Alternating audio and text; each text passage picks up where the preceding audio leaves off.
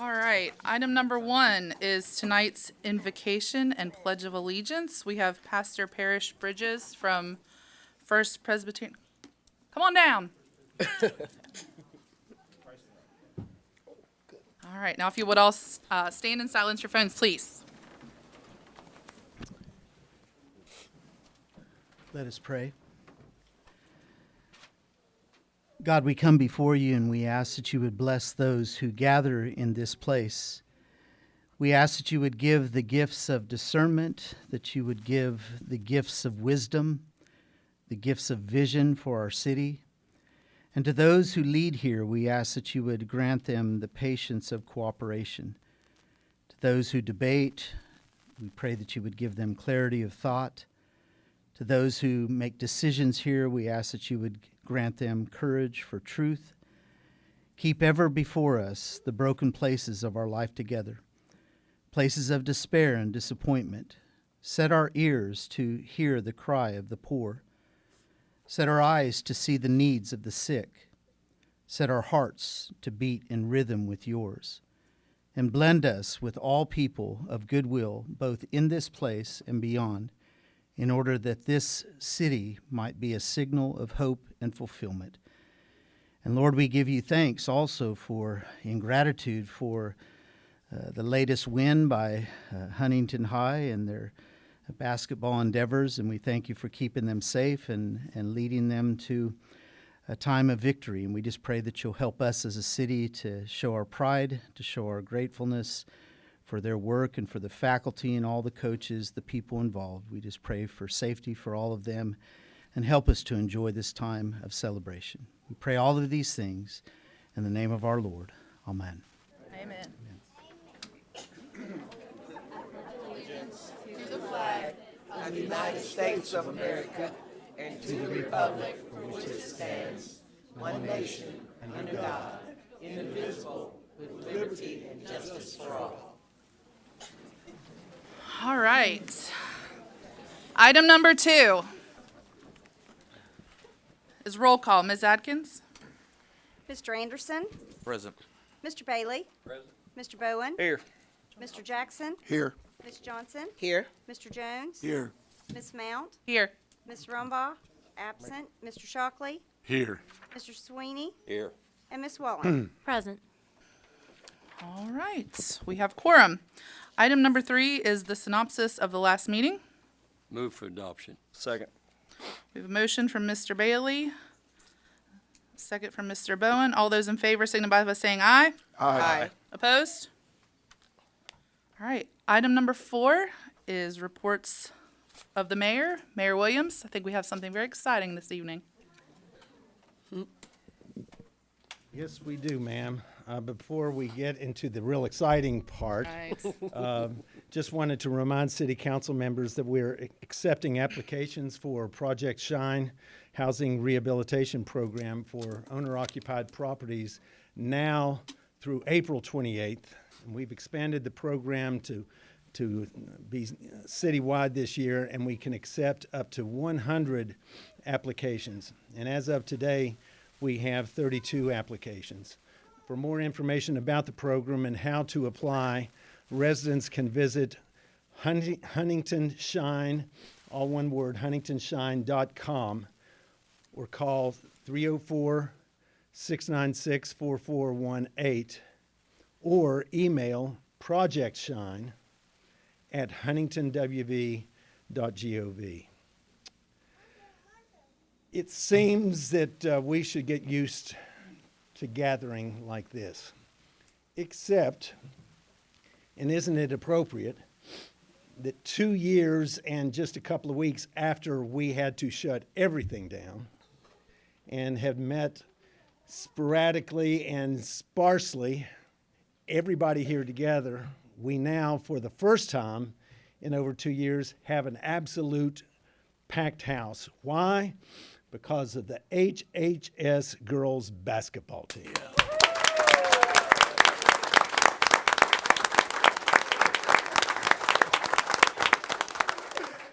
On March 11th, our beloved Lady Highlanders of Huntington High completed their quest to win back-to-back 4A state championships when they defeated Morgantown by a score of 41-36.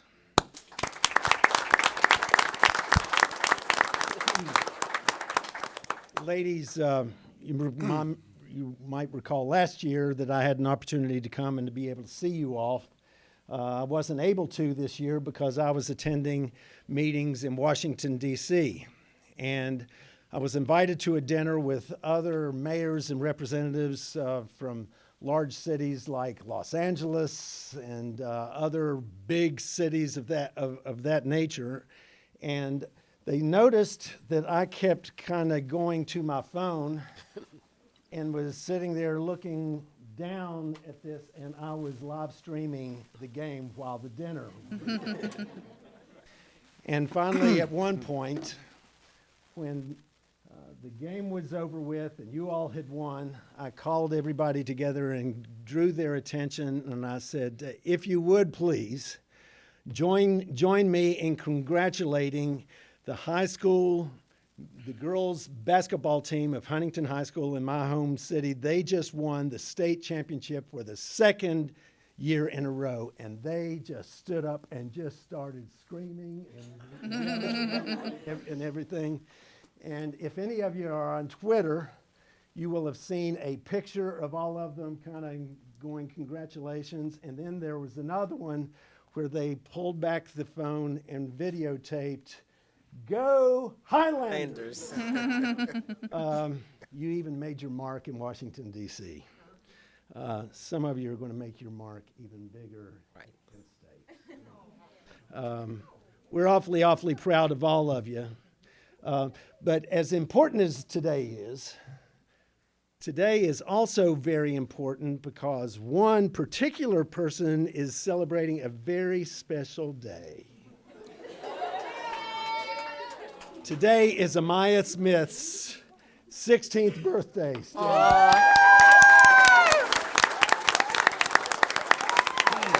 And if everyone would join me.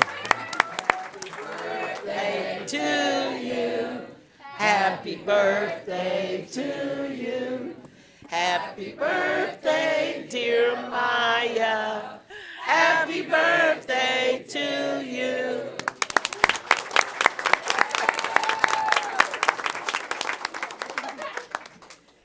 Coach, she didn't see that one coming. That didn't come into practice. You couldn't game plan that. As you can see, they're here tonight with their coaching staff, led by Coach Lonnie Lucas, and a whole army of parents and family members. They just arrived here a bit ago after receiving a celebratory escort through Huntington by the Huntington Police Department. They've had a little bit of time to warm up because as I was walking through, shaking their hands were just as cold as can be. You would have thought that they were getting ready to shoot the final shots to win the state championship. They were so iced. But these gals, there is nothing about them that ices them by any means. So on behalf of the citizens of Huntington, we offer this proclamation again. Whereas Huntington High School, with 1,658 students, is located in Huntington, West Virginia.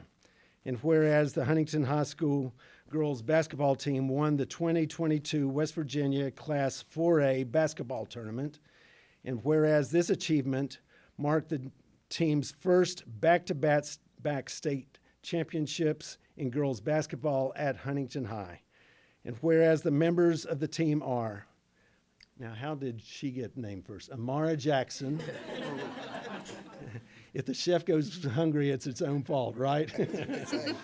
Lacey Smith, Alicia Smith, Nico Kaufman, Michaela Smith, Imani Hickman, Deanna Gray, Sarah Penson, Keely Johnson, I said it right this year, Jada Turner, Sophia Klemper, Bentley Christus, Izzy Spalding, Ella Giles, Precious De La Rosa, Amaya Smith, Kalia Jenkins, and Miracle Harper. I think I got them all right.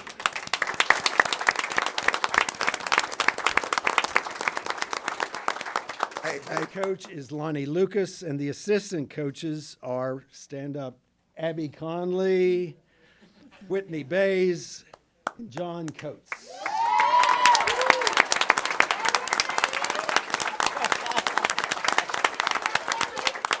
Hey, Mayor, if I could, real quick, this one right here also, that's Player of the Year, Deanna Gray, right there. Coming out of Huntington. We got to throw that in there, too.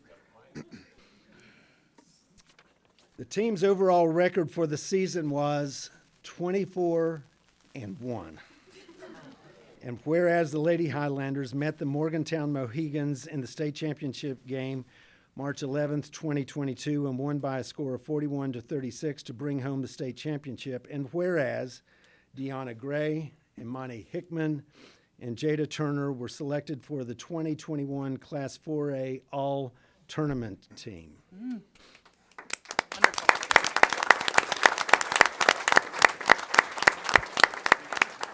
Now, therefore, I, Steve Williams, Mayor of the City of Huntington, Cabell, and Wayne Counties, do hereby proclaim the 28th day of March, 2022, to be again Huntington High Lady Highlanders Day in the City of Huntington, and encourage all people, businesses, organizations, and institutions to join in honoring this distinguished team of young women. Wonderful.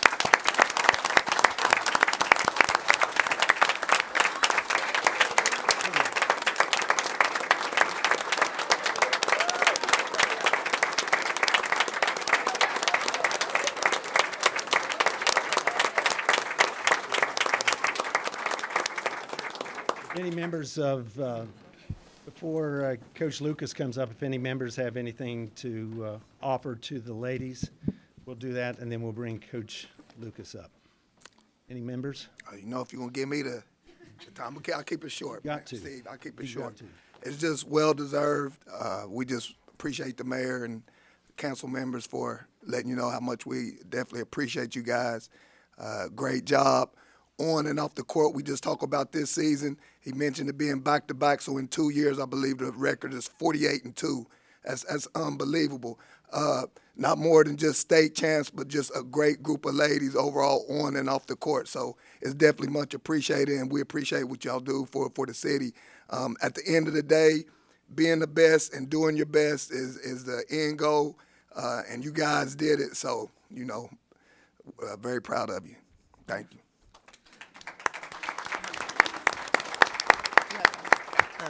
Madam Chair, this is not nearly as eloquent as Mr. Jackson, but if I heard correctly, y'all beat him at home too, didn't you? They're home, right? Or no? You went to Morgantown? Yeah. Charleston. Oh. Oh, okay. Well then, regardless, congratulations. Say they would have beat them at home. Yeah. Right. I want to say. I thought I heard him say you all went to Morgantown. Congratulations. I want to say, as your council representative, I am so proud. I've known a lot of them since they were little. I am proud not only with them, but their parents. You know, it really takes good parents to keep them focused. And I want to say, Fairfield community is so proud of you guys. Go Highlanders.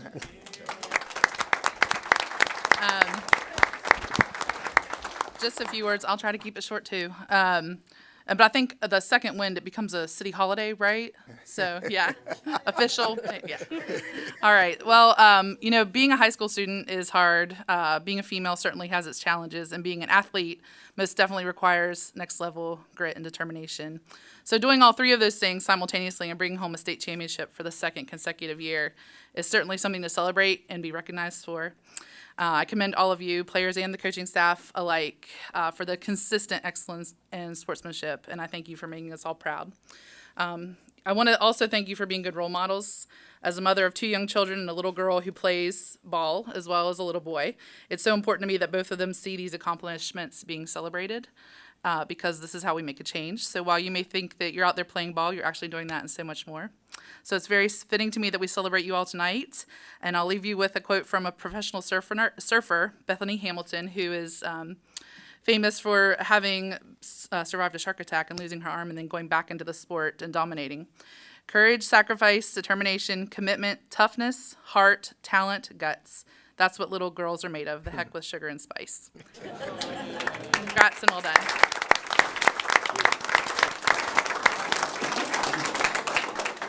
I would like to thank Coach Lucas and his coaching staff and these wonderful ladies.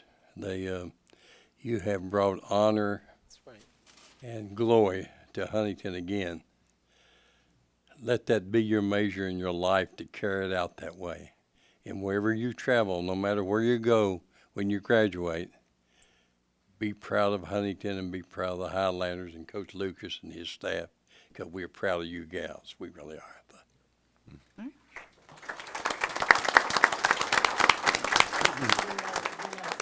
Before I have a chance to ask Coach Lucas to come up here, you have no idea how proud we are of you. No, unbelievably proud. Your families saw you and still see you as a little baby. You have grown into very accomplished young women. That's right. And your lives are just beginning. Just beginning. You taught us all a major lesson here in Huntington. You set your heights high, and you can even go higher. You've proven it these last 2 years. But regardless whatever happens in the future, there is one thing that you will always know that you can hold on to. You are a champion. You are a champion. And we are so unbelievably proud and so inspired by you.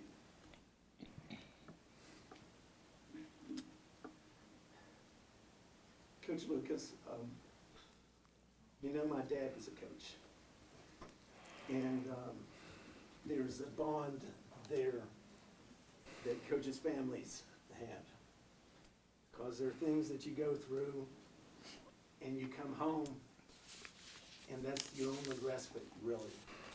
You were fortunate enough to be able to build a wonderful, wonderful program with these young ladies. I call Coach Bailey Coach because it's the highest honor to be able to place on anyone. Coach Lucas, thank you so much for what you've done for our city. It's my honor to present this to you, and if you would, please speak to council on that.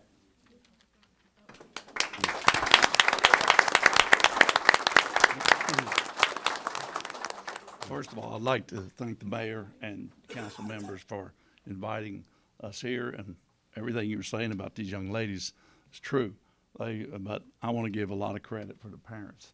They support what we do, and they support these girls and have since you said they were little. Since they were little, I basically have only known these girls since they were about the 7th or 8th grade when I first saw them play in middle school, and they came to Huntington High and they give their all to as a team. This group, if they've ever had any disagreements, they've kept them to themselves because it's never surfaced anywhere. I don't pay any attention to anything a parent might say in the crowd because they pay their $6 and come and play. They can say what they're going to say. I honestly don't hear anything that's said. I'm focused on them, and they're focused on what we're doing. And it's just a great thing to have coached these girls and to have coached them 2 years. And a lot of credit has to go to the parents and to my coaching staff, Abby, John, and Whitney. And Abby played for me a few years ago. Whitney played for me several years ago.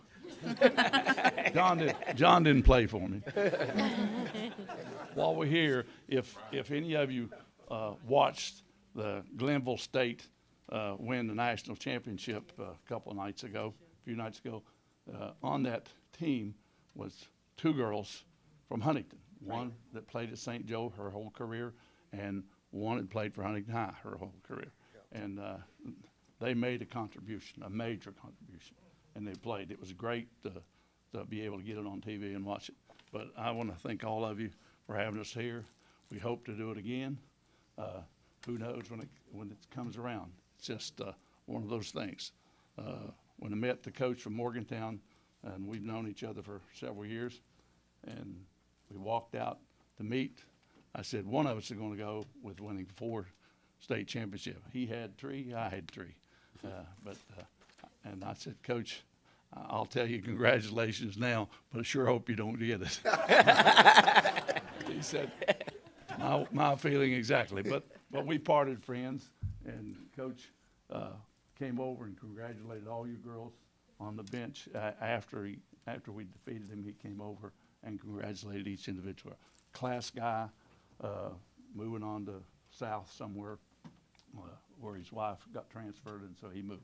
But it's just an honor to coach at Huntington High. It's an honor to be. I've spent a lot of years in Huntington. I've been here since 1960 when I came here to go to college. I only left for 2 short years, and but I ended up here and have coached all my life in Huntington. And this is just a great bunch, great families, great kids, and great city. We appreciate what you've done for us. Any one of you girls want to say anything? Deanna has something great. Is that okay? Yes, sir. Absolutely, Yeah. absolutely. Most definitely.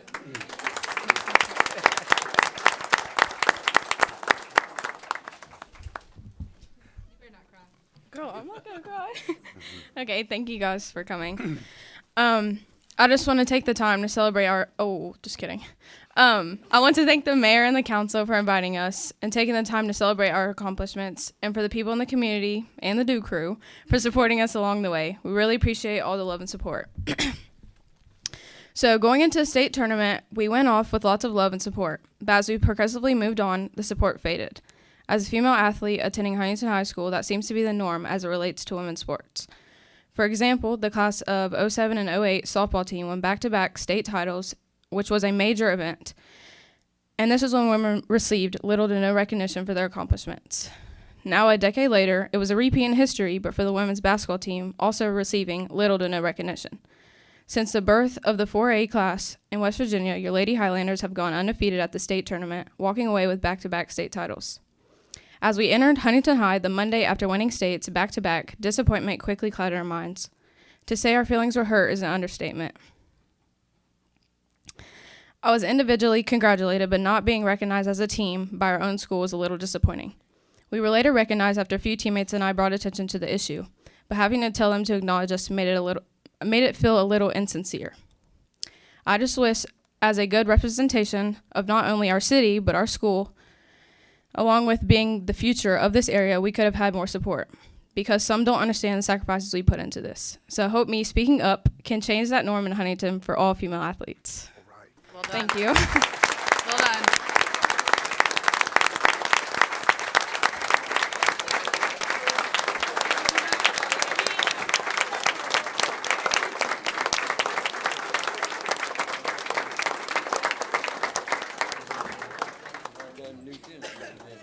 Nicely said.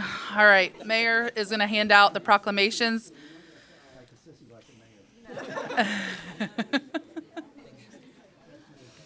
When he's done, we'll take a quick recess. I don't want to interrupt him.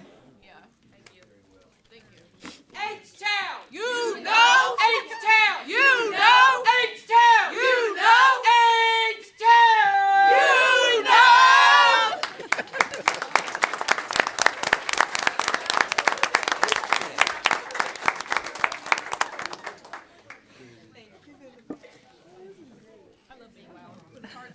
That's a little chant Miss Mary Beth does during the game, so you know when you hear that, you're in trouble. It's effective. I jumped. I'm not going to lie. It caught my attention. All right. All set? All right. We're going to go ahead and take a 5-minute recess back here right at 8, please. All right. That'll give us time to get resituated, and we'll get to our agenda. All right? Okay. 8 o'clock.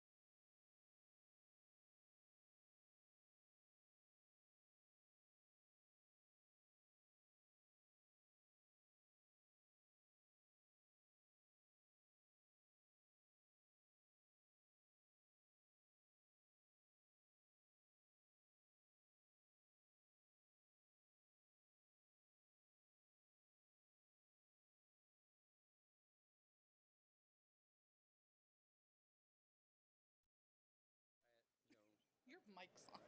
It's my mic. That's all right.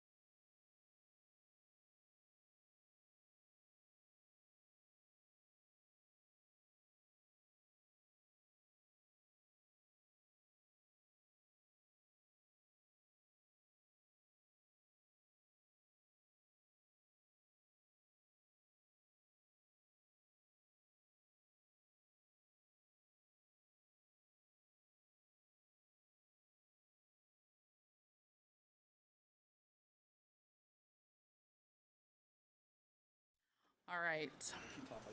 Welcome to Huntington City Council meeting for March 28th, 2022. Oh, I'm starting at the beginning. I was like, what happened here? Yeah, I was like, we did the prayer. A lot of excitement. Welcome All right. back. Yep. Welcome back. How'd I get here? Item number 5 is the second reading of an ordinance. Ms. Atkins. An ordinance of council amending, modifying, and reenacting Article 1361 of the codified ordinances of the City of Huntington as revised concerning the Board of Zoning Appeals. Move, Dale. Dale. Move. Oh, yeah. Motion. Second reading. Motion to adopt. Yeah, motion to adopt. Second. All right. A motion by the recess threw us all off. It's okay. We'll Already going to regroup. sleep. A motion by Dale, second by Ms. Walling. Ms. Hernandez, welcome.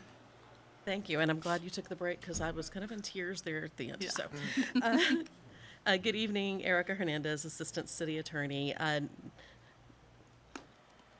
You've suffered through me talking about this several times now. It's an update to the code to bring it in line with the current version of State Code, Chapters A, Articles 7 and 8.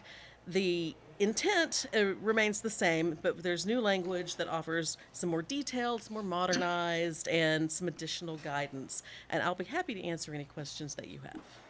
Any questions for Ms. Hernandez? All right, committee report from Planning and Zoning. Planning and zoning did meet and forwarded to council with a favorable recommendation. All right, anyone from the public on this item? No? All right, Ms. Atkins, will you please call the roll? Mr. Jones? Yes.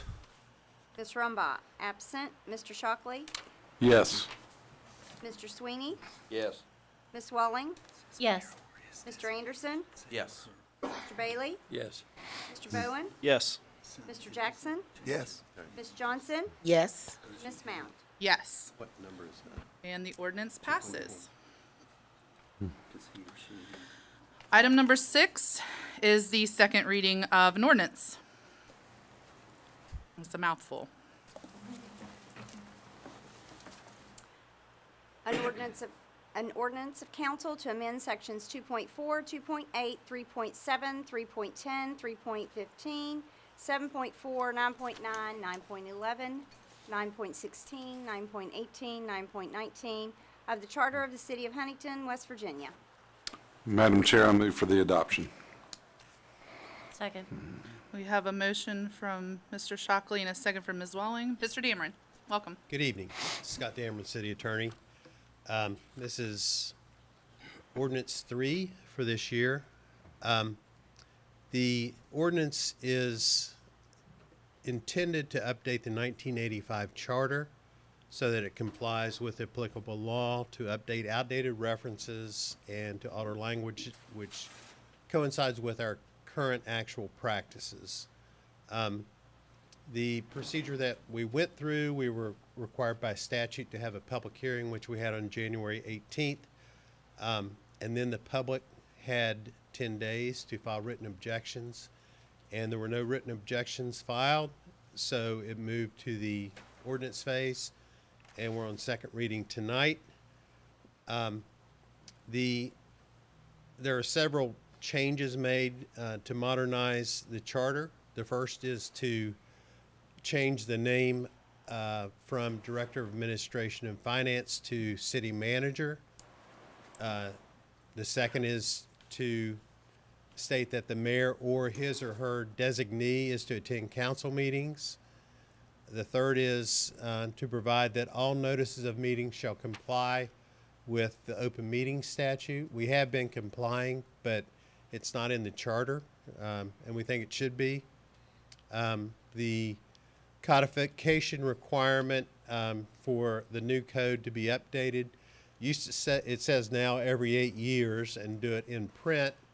We do it online now, so it will be every quarter of a year online.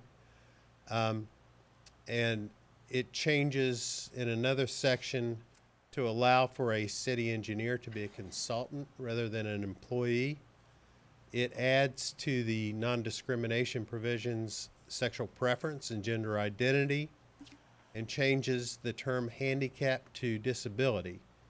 And finally, it changes the term data processing to information and technology. And I would also like to point out that in section 2.8, it says that the language that we propose change says mayor or his designee. I would propose that you amend tonight to his or her designee. The council rules say that we cannot do major amendments, but this is a minor amendment. And so I would propose that we go ahead and do that so it's in the charter when it's changed. That's section 2.8. Does that require a motion? Yes, sir. I'd like to make a motion that we do this little bit of house cleaning and make sure that this is not, includes all genders. So the motion is to change section 2.8 to say his/her for the mayor. Or even they, something that is all inclusive. Okay. It has to be precise. His or her it'd be then. All right. We have a motion. Second. All right. Motion by Mr. Jones, second by Mr. Bailey. And we vote on the, Scott, you're behind the, Yes, we, vote on the motion first. Right, vote on the motion. All right. Any discussion on the And motion? discussion. You can discuss the motion. Any discussion on the motion? All right. Do we do a roll call on the vote for the motion? We can just do a voice vote. One day I'll get it down, I promise. All right. All those in favor of the amendment signify by saying aye. aye. Opposed? The motion passes. Now we discuss the main as written, The ordinance. the whole ordinance as written. Yeah. Okay. Any further discussion? All right, committee reports from legislative committee? The legislative committee did meet and forwarded this to council with a favorable recommendation. All right, anyone from the public on this particular item? All right, and then Scott, we just do roll call vote? Right. As amended. All right, Ms. Atkins, will you please call the roll? Ms. Rumbaugh, absent. Mr. Shockley, Yes. Mr. Sweeney, Yes. Ms. Walling, Yes. Mr. Anderson, Yes. Mr. Bailey, Yes. Mr. Bowen, Yes. Mr. Jackson, Yes. Ms. Johnson, Yes. Mr. Jones, Yes. and Ms. Mount. Yes. The ordinance passes. Item number 7 is a second reading of an ordinance, 2022-0-04. Ms. Atkins. An ordinance of council to add to the Building and Housing Code maintained by the City of Huntington, West Virginia, Article 1761, a section of the Building and Housing Code which seeks to outline the legal parameters of landlord-tenant relationships with regard to real property specifically relating to sober living home tenants. Move to adopt. I'll second. We have a motion by Mr. Anderson, a second by Mr. Shockley. Mr. Dameron? Yes. Good evening again. This is ordinance 04 for 2022 on second reading. The intent of the ordinance is to create a provision in the code to establish that sober living home residents are tenants under landlord-tenant law. Currently, these residents are the only people in Huntington who rent a place as their place to live, who are not protected by landlord-tenant law. Under the law, in order to eject a person from their living quarters, the landlord must file an action with the court and establish the grounds for ejectment. We seek to provide that due process right to sober living home residents. The procedure in this case, since it is an innovative ordinance, is that this is actually the first step that council would address and and consider the ordinance. Once it is passed, we are then obligated to present it to the West Virginia Home Rule Board for consideration and determination whether it should be passed. A couple of points I'd like to make about this ordinance is that similar legislation was addressed at the state level in the latest term. The Senate passed it 33-0. The House passed it 72-25. And it was actually not passed because it was communicated back to the Senate with some amendments, and it was never addressed on the last day. The City of Huntington has over 60 sober living homes, and the chart that I have had put in front of you shows a diagram of those sober living homes. These are the ones that we know about. There are some that we suspect are operating without a business license or a certificate of occupancy, but those are the ones that we've been able to track down. The ordinance before you, we met with the people from WVAR, which is the West Virginia Alliance of Recovery Residences, about a month ago, I guess, and discussed this, and there were no negative comments whatsoever. At the same time, we met with the director of the Office of Drug Control for the state of West Virginia and discussed this ordinance, and there were no negative comments. I discussed this ordinance with the prior director of the Office of Drug Control of the state of West Virginia, and there were no comments from him either. The effect of the ordinance that we believe will be to protect the vulnerable sober living residents from operators who have interests other than their recovery. It will help weed out or eliminate ineffective and illegal sober living homes that are profit-based rather than recovery-based, and will also assist in reducing the homeless population by providing due process rights to these residents. There are exceptions in the ordinance to the landlord-tenant law protections, and those include active drug use, sexual activity, and violence. As you'll see, the administration supports the ordinance as an effective tool in addressing abusive practices of sober living home operators. Not all sober living home operators, but some. The good operators, we believe, will support this ordinance because they know it supports the common goal of recovery and not profit. And I'll be glad to answer any questions that you might have. Mayor Williams, were you going to? Questions for him? Okay. Any questions for Mr. Dameron from council? Thank you. Madam, You have a question? Yeah. I did, Madam Chair, please. Mr. Jackson. As I'm looking at the chart right here, would I need to point it out, or just can I just get some help so you would know where I'm referencing if I could, or right there where it looks like it's about 8 places grouped up. Mm-hmm. And what district is that in? 4. 3. It's not, yeah, It's 3. 4. Ms. Rumbaugh. 3. Avenue around 4th Street. Where it's like about 8 houses? Yeah, see, there's an inset in there that shows those houses. You might not be able to flip. Maybe move it over there. Can you see this out? Yeah, I can. So that's downtown? Mm-hmm. This is actually between 6th and 7th Avenue. Well, I'm saying up on the board, where, right there, yes, is that what that is? That is that. Okay, Yeah. okay. Thank you. All right, any other questions? Madam Johnson? Chair, Yeah. Mr. Dameron, what classifies a sober living home or sober living house?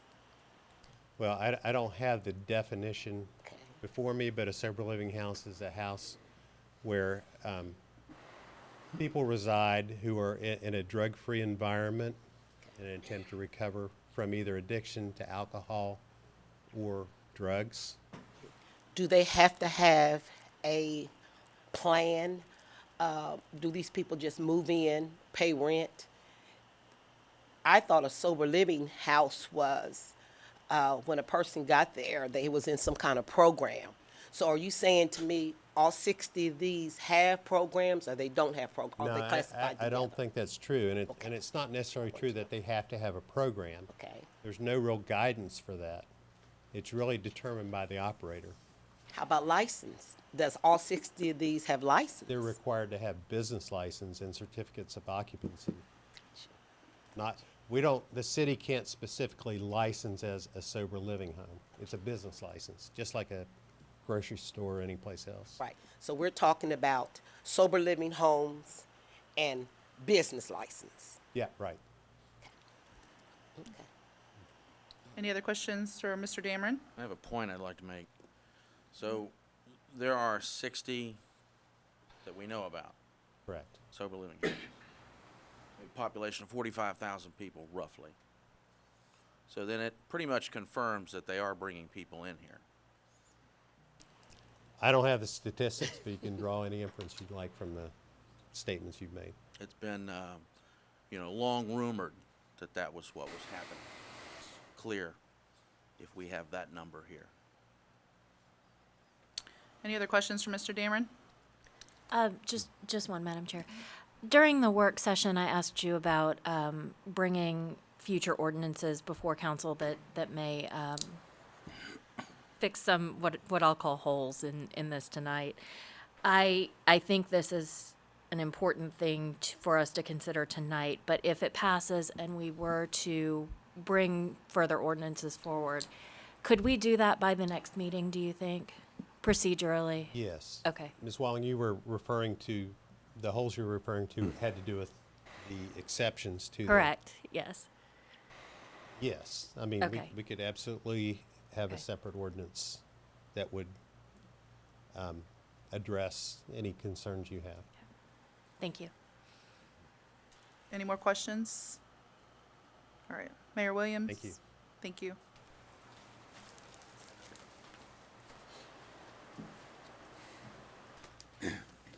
Members, what you have before you is a difficult policy issue. Very difficult policy issue. Some of us have been, Coach Bailey has been wrestling with this for 30-plus years. I'm a little late to the game,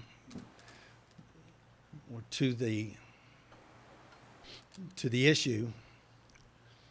But in 2014, I was introduced to it in very direct fashion. One thing became very clear to me, and this is the one point that I absolutely must impress upon you. We are elected.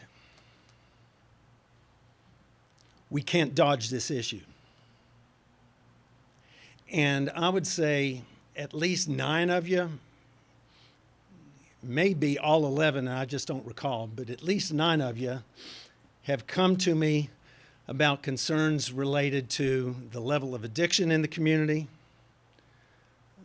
the growing and the increased number of sober living facilities in the community, and you have very particularly expressed to me, brought it to my direction as to, or to my attention, asking me what I was going to do to address the issue of individuals who are not residents of your community, who are walking to and from throughout your neighborhoods, that don't have a real point of destination where they are seeking to go to, because in your neighborhoods, you typically, other than the downtown area, don't have businesses to be going to.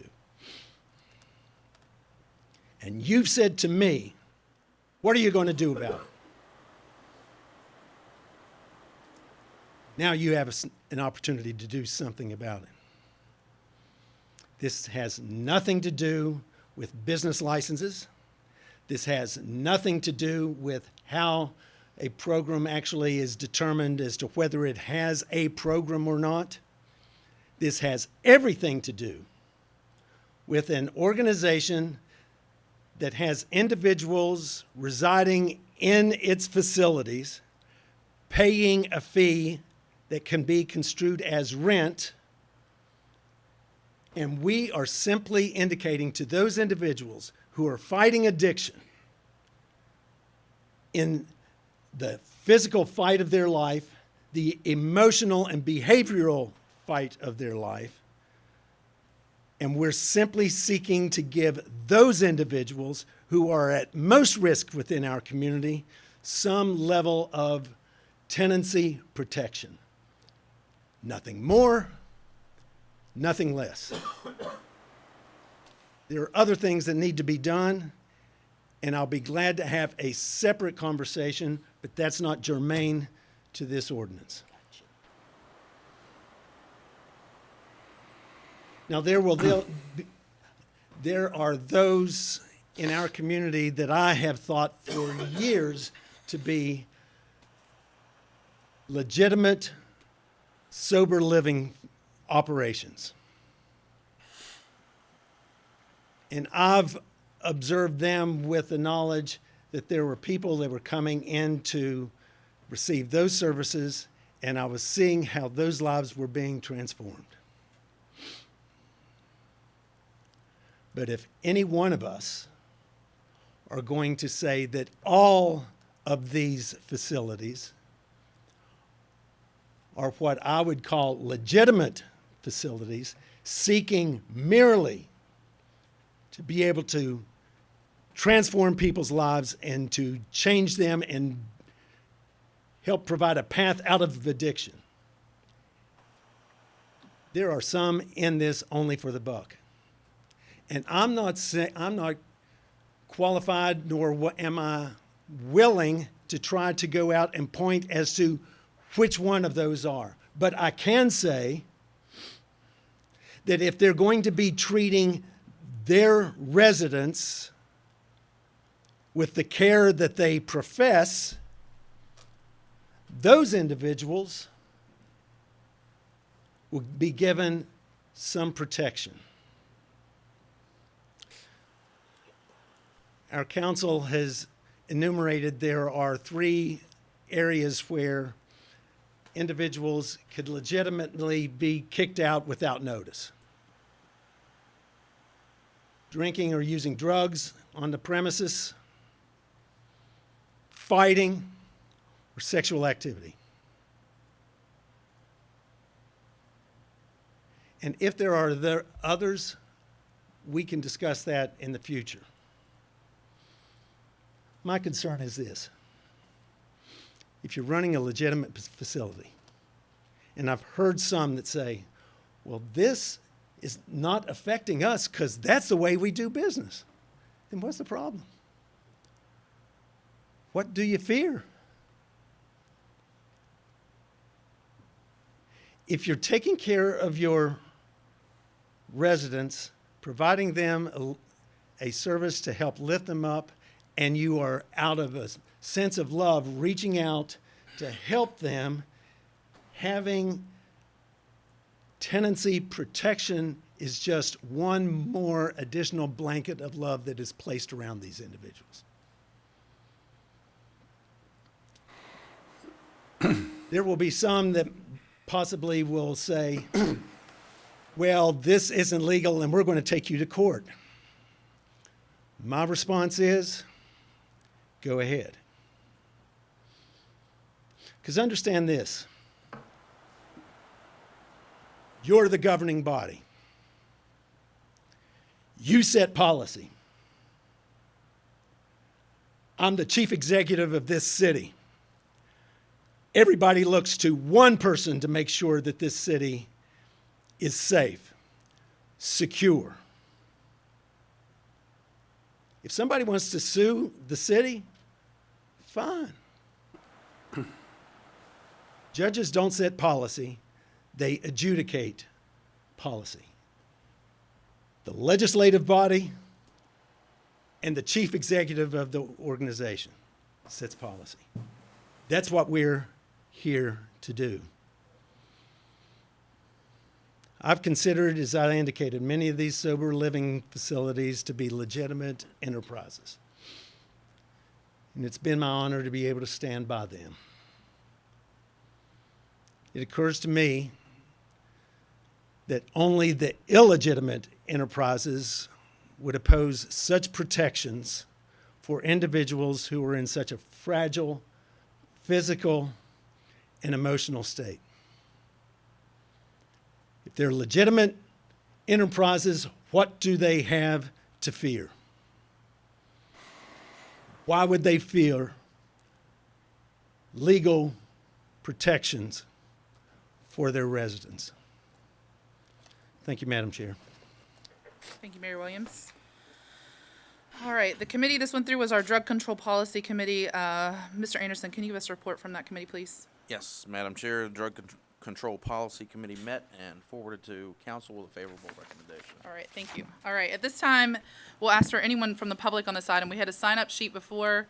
I have 13 people signed up on here, and before it has happened, I'll just issue this disclaimer. Some people come in and they think they have to sign into the meeting, and they don't realize they have signed up to speak at the podium on the record. So if you signed in here, and if I call your name and you're like, that's not what I thought I was doing, just wave at me and we'll move on. It's okay.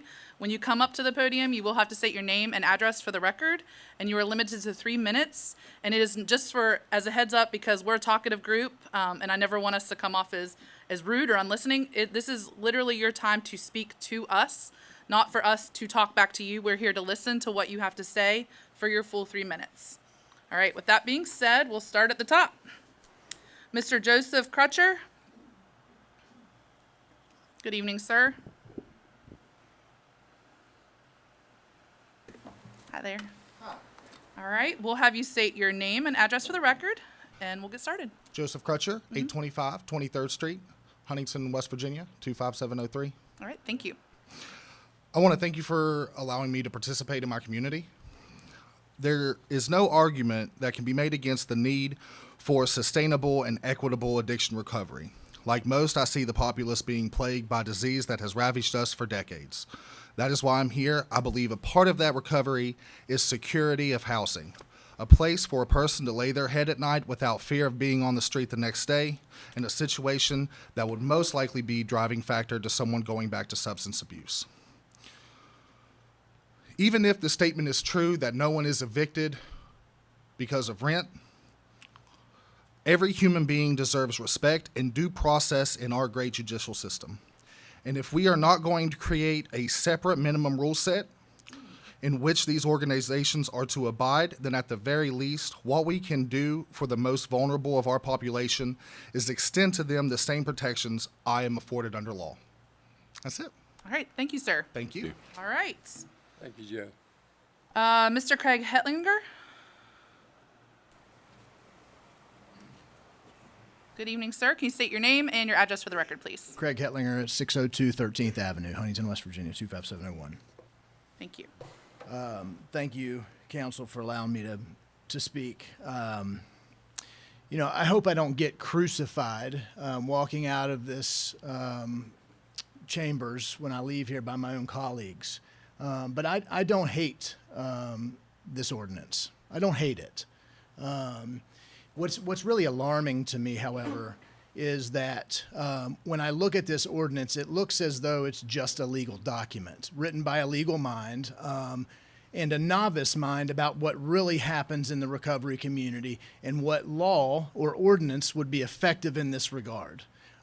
It's incomplete. It does not provide a totality of protection to my clients. I own 5 businesses in the city of Huntington. Most of them, all of them, are owned and operated and geared towards people in recovery. I own the Huntington Addiction Wellness Center. I own Mohawk. I own Hawk Designs. I own the Hawk Foundation, PPP Properties, and ACT Properties. It is my goal, as you guys suggest, that recovery is the goal, not financial. If I showed you my bank account right now, it's probably about $1,100, and that's only because I got paid on Wednesday. I spend every dollar I have to the clients of my facility. So anybody to ever direct an allegation that my motives are anything other than recovery would be of offense to me. There are a couple of languages in this bill, in this ordinance, that are not going to absolutely not protect the community as a whole, the recovery community as a whole. If we look at on premises, the two word on premises. So what you're telling me is that I can go down to the bar and I can have some drinks, and then I can come back to the recovery house and do whatever it is I want to do. If I'm going out and I'm having sex with prostitutes, as long as it's not happening on my premises, that's okay, right, Mr. Attorney? This is not okay. This is going to create an environment to where everybody can do whatever it is they want to do as long as it's not on property. And this is called creating a culture. When I was 19 years old, I stepped on the field for Marshall University to play soccer for Marshall University. Against the number 6 team in the country, we beat them that evening. After I finished that game, what did we do? We went and celebrated, because that's what you do when you beat a top 10 team. I passed out that evening after a lot of drug use and alcohol use, and I woke up and I was 32 years old in a homeless shelter in Richmond, Virginia, wondering how in the hell I got there. How could a guy with so much talent, so much ability, a great family upbringing, end up in a homeless shelter in Richmond, Virginia? It was because the drugs took over a decade away from me. It wasn't until I got to the Lifehouse in 2018, February 27th, that some structure, some guidance, how to live and how to worship was instilled into my brain. The structure is what makes these facilities work. When you allow clients a 30-day grace period before they're actually taken out of this, even if there is some 3 restrictions, it needs more elaborated. We need to elaborate more on the 3 at the bottom of the ordinance. I'm okay with this, because you ask any one of these people that is truly doing the right thing for people in recovery, the only thing they want is protection. We've been trying to get them IDs. We've been trying to get them Social Security cards. Anybody that's legitimate has been doing these very things, but the wording's not right, and we need to change it. Thank you for letting me speak. Thank you, Mr. Hatlinger. All right, up next, we have Mr. Corey Kirby.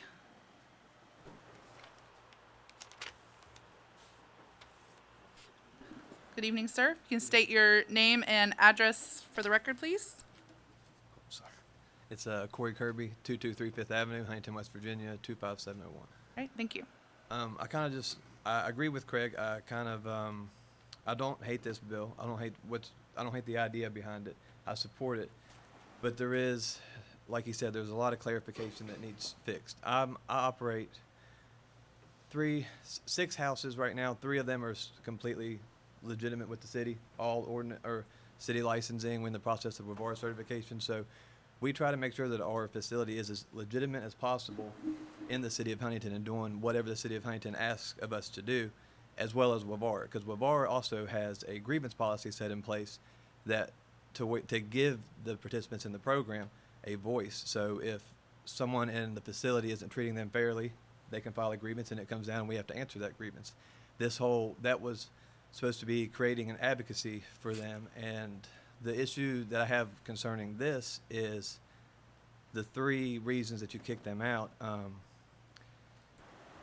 Like Craig said, you can't. It's not precise. So there's a large difference, because I'm also a property manager for a lot of residential properties in the city of Huntington. So there's a different role between renting a property and participating in a program. When you rent a property, I'm not improving your behavior. I'm not trying to fix your issues, help you with your issues. You pay a deposit, you pay your first month's rent, and then, I just kind of monitor, fix things when they come up or anything that happens. But whenever you decide to participate in a program, that's a little bit different, because our program in particular, we focus on accountability, motivation, we focus on behavior modification.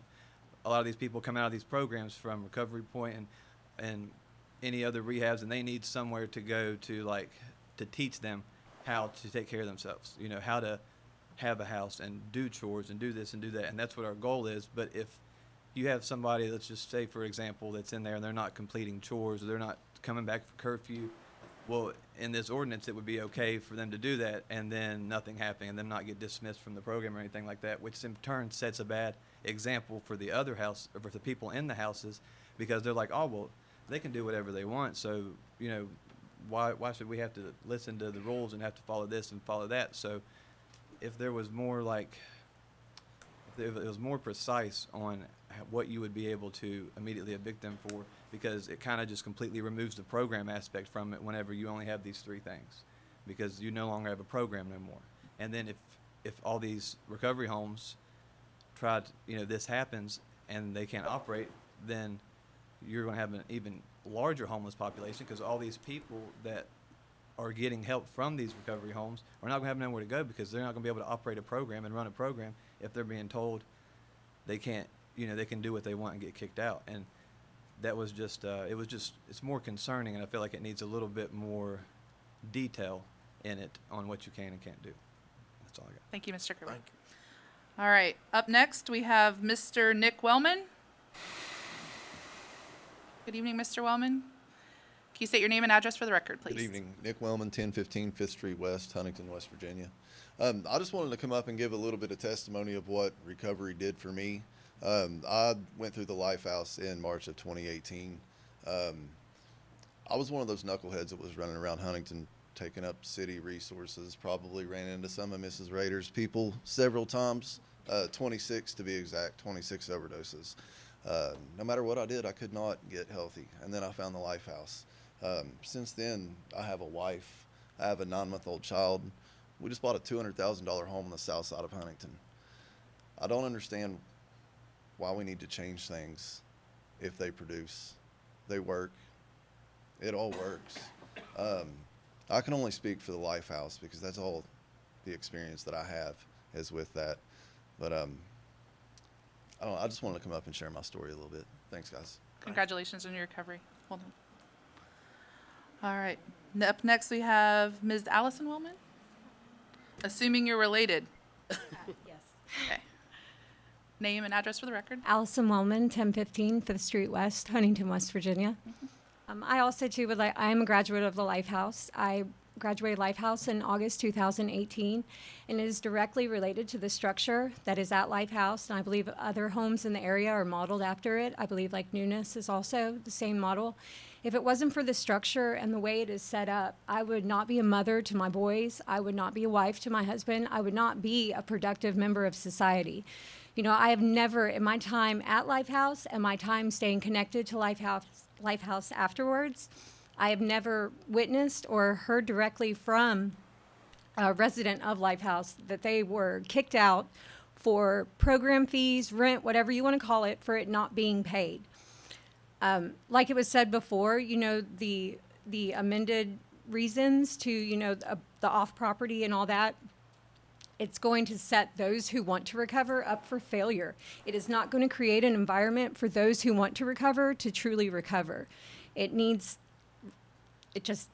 not going to work, in my opinion. Thank you. Thank you.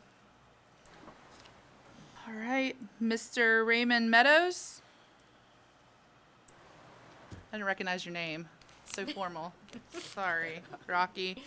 Name and address for the record, please. I'm Raymond Rocky Meadows, and I have dual residency. My Huntington address is 424 6th Avenue West. I'm also a local business owner. I'm the founder and CEO of the Life House. We are a 501c3 nonprofit, and we're currently certified by the state WAVAR, which is the highest level and standard that you can have. We're up to date with them. We're also certified the county health department every year, and we're compliant with both. We try to bring the highest standard that we can to recovery, housing, and programming. We currently operate about 195 beds with one large apartment building and 12 residential properties.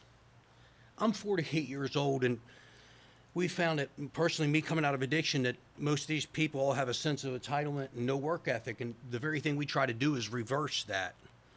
We work to not only help people recover from addiction, but reverse the entitlement mentality and the no work ethic idea. That's why we require everyone in our program by day 70 to 90 are all full-time, tax-paying, productive members of society. And we're pleased to tell you today that 195 people woke up clean and sober and in bed with us, and 125 of them are tax-paying, productive members of this society who paid $30,000 in user fee last year, contributed $2 to $2.5 million back in the local economy from their earned wages. I remember back when Huntington was the overdose capital of the entire nation, when we determined that we would become the city of solutions to overcome that. We've made leaps and bounds and great strides in being the epicenter for solutions, and that heavily focuses on addiction recovery. It may not be pretty, it may not be what everyone likes, but it's definitely needed and definitely necessary.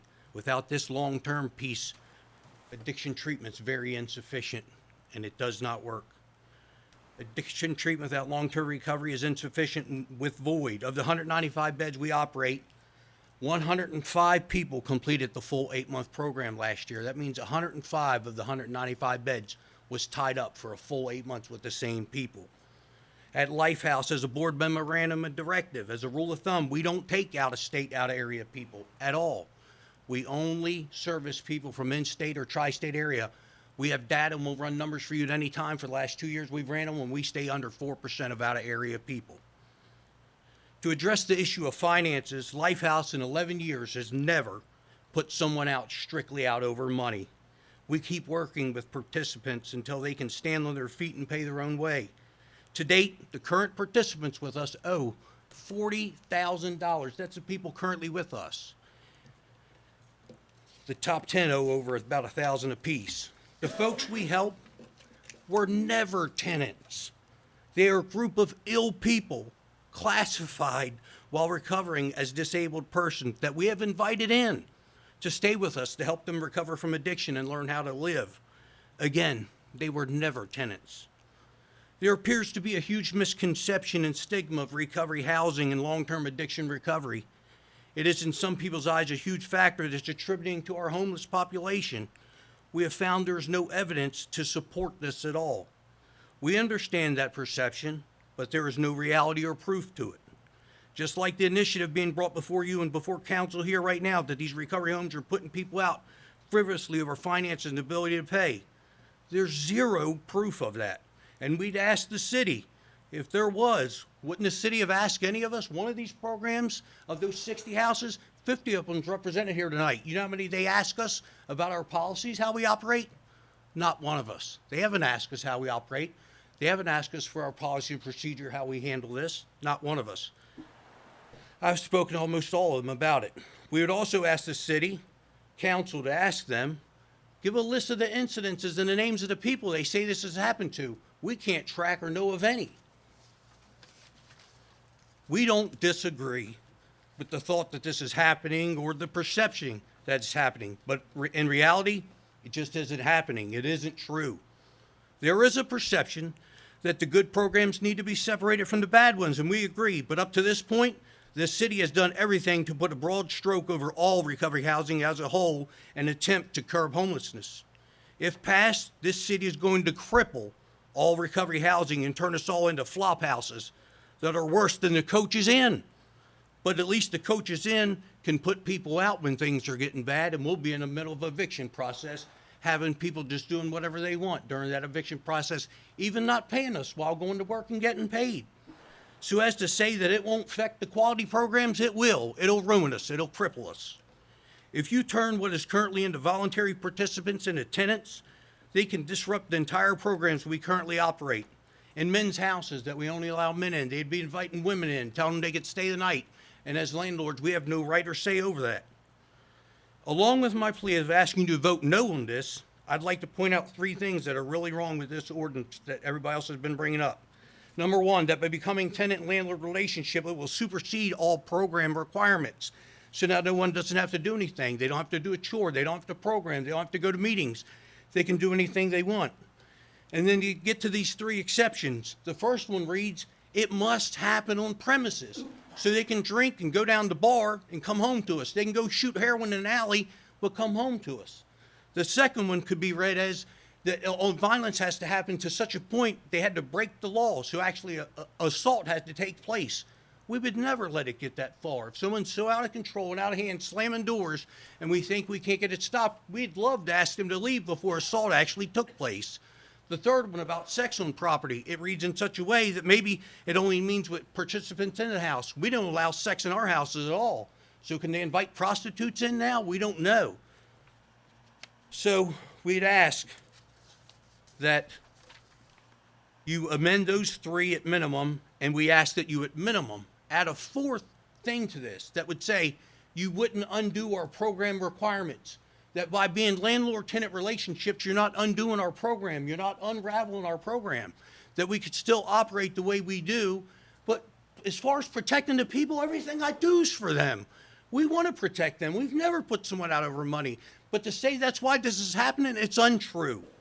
And so again, I'm pleading with you to vote no on this, or at least fix it and get safe from us how it should operate and how it should happen, because it's wrong the way it is. Thank you. Thank you, Mr. Meadows. Up next, Mr. Tim White.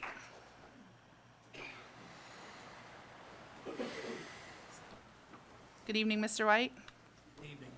Name and address for the record, please. Tim White, 2601 3rd Avenue.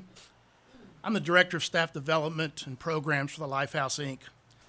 As you've heard, we're a long-term residential recovery program. And today, 195 men and women woke up safe, clean, and sober because of the services we provide. Madam Chair, members of council, I want to thank those of you that took time out of your busy schedule to come and visit us and spend time on our property, looking at our programs, talking to our staff, talking to our clients. I believe that experience for you was informative and eye-opening, and you were able to witness firsthand what a successful recovery program looks like. I stand before you this evening asking you to vote no on this ordinance as it redefines our clients as tenants. I believe this ordinance will do more to increase homelessness, crime, and drug abuse in our city, which is the opposite of what we are being led to believe it will do. When men and women struggling with substance use disorder come to our facilities or any other recovery program, they're seeking help. They're broke. They're broken. Many are destitute. They have nowhere else to turn. They have stolen from friends and family members, resulting in burned bridges and alienation from their support system.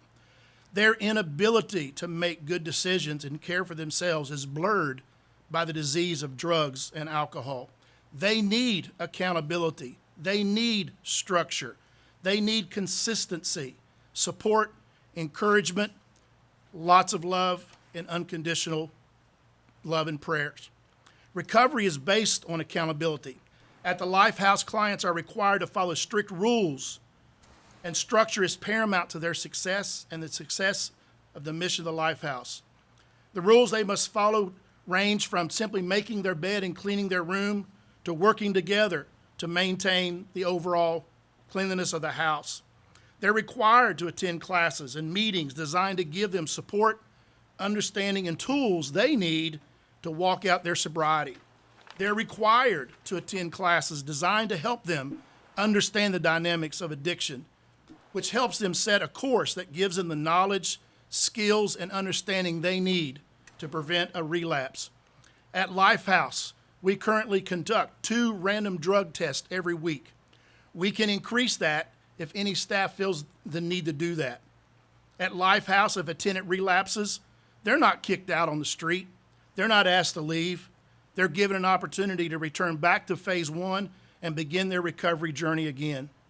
This option is given to every client as often as needed to help them get sober and on a solid foundation for their long-term recovery.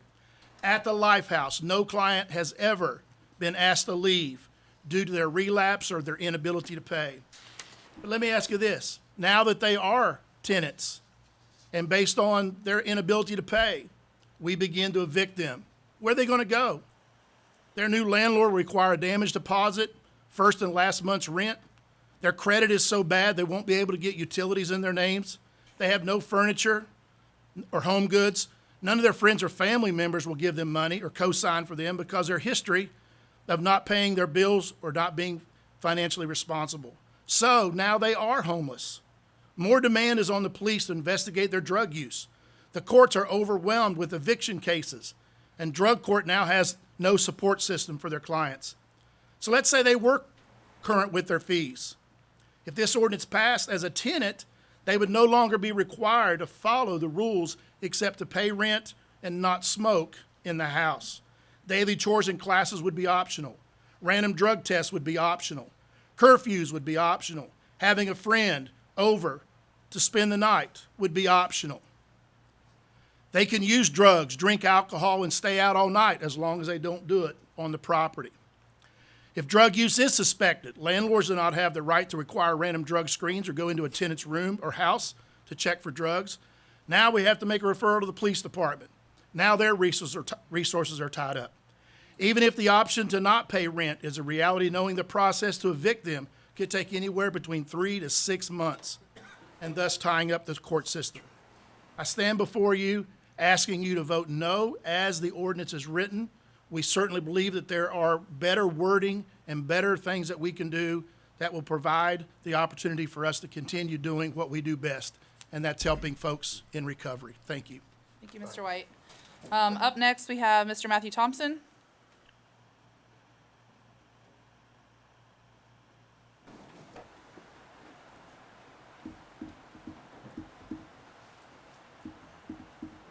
Good evening, Mr. Thompson. Name and address for the record, please. Matthew Thompson, 308 West 9th Avenue. Thank you. Speaking on like the way everything would be set up as the laws, how y'all want to do tenant stuff. When I came up here, I had no idea how to even conduct myself or even live my life. I barely even knew how to use a debit card or let alone a washing machine.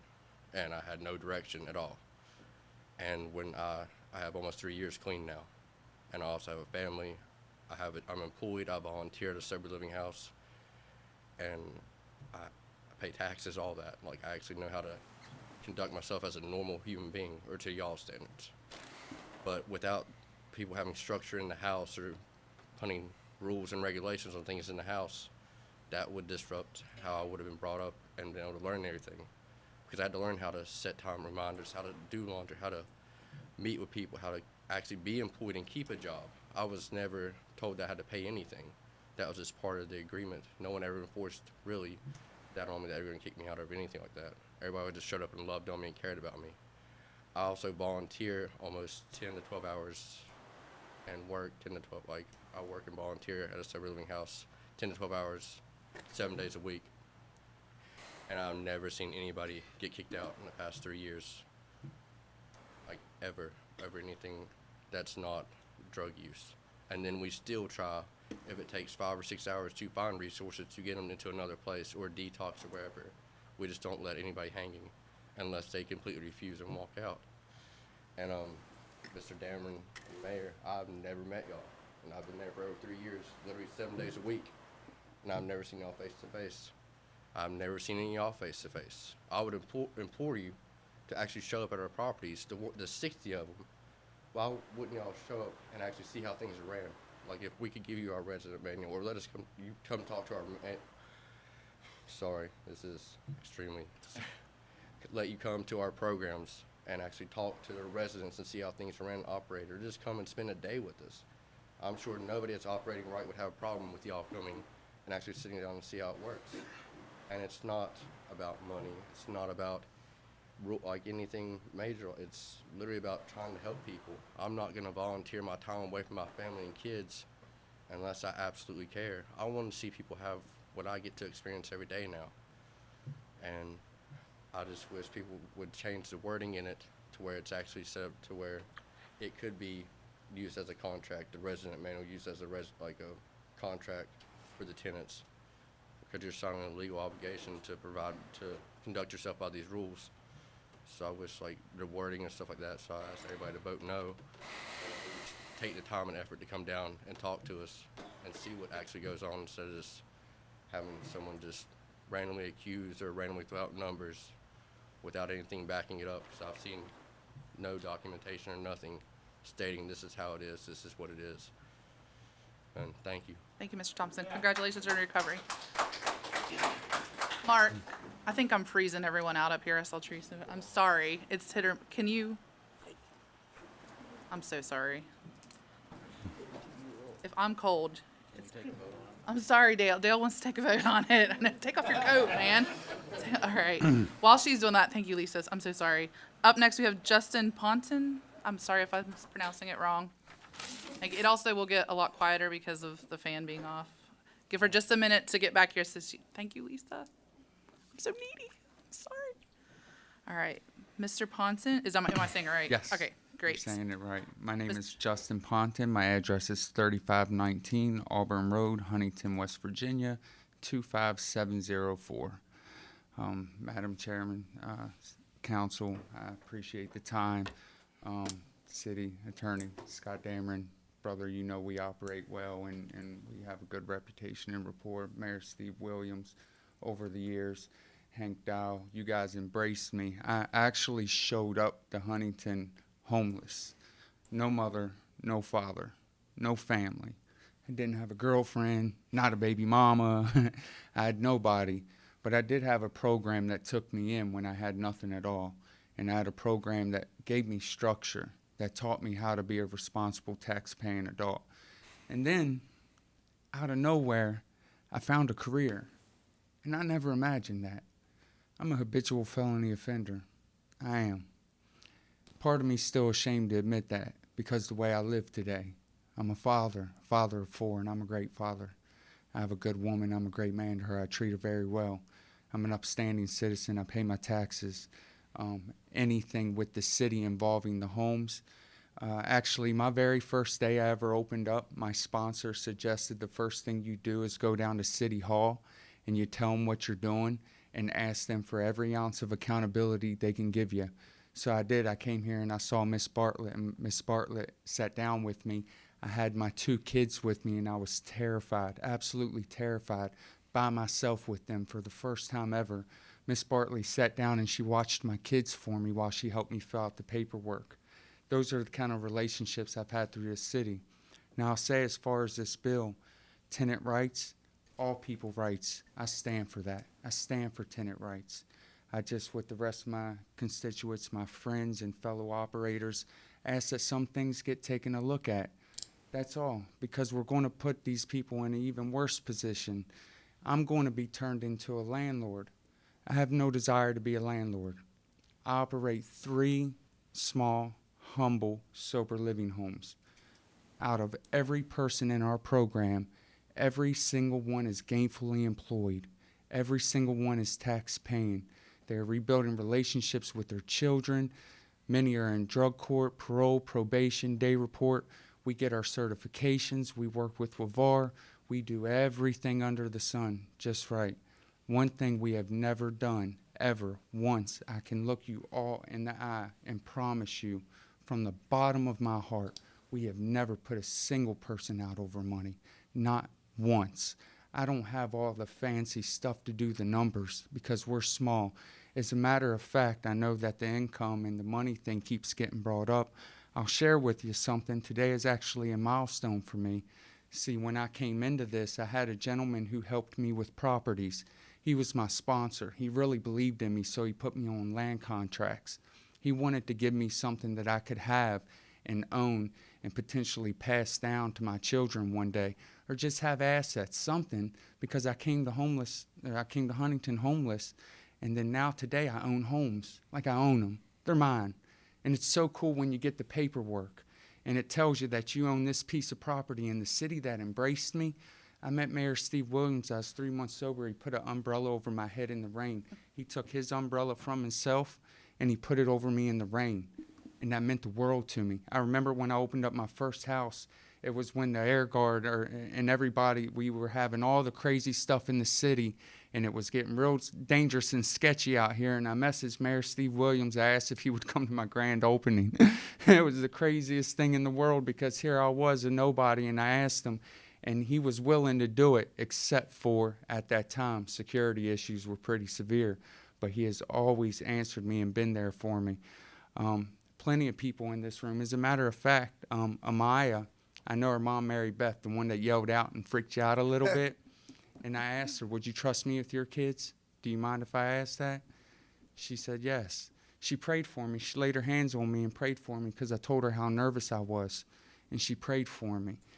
we're really doing good work, and I'm with you guys. Let's find out who is doing the nonsense. Let's figure it out together, work together, and let's get them the heck out of here, because I'm tired of being put in a category with them. But back to that milestone I wanted to share.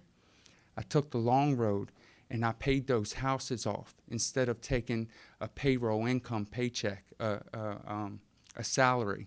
I did that for all those years, 7 years. And today, actually, I got my first payroll paycheck, $250.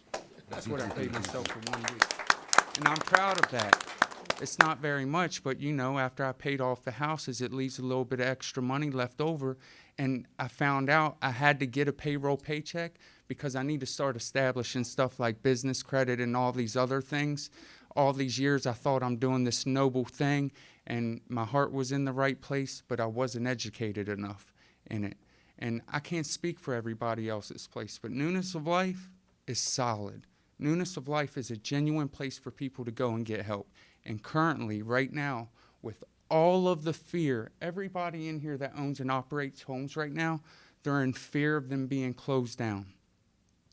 In the middle of all this fear, I have so much faith in my city attorney, Scott Dameron. I have so much faith in you that you genuinely care about us and that you genuinely want to see us operate and help people.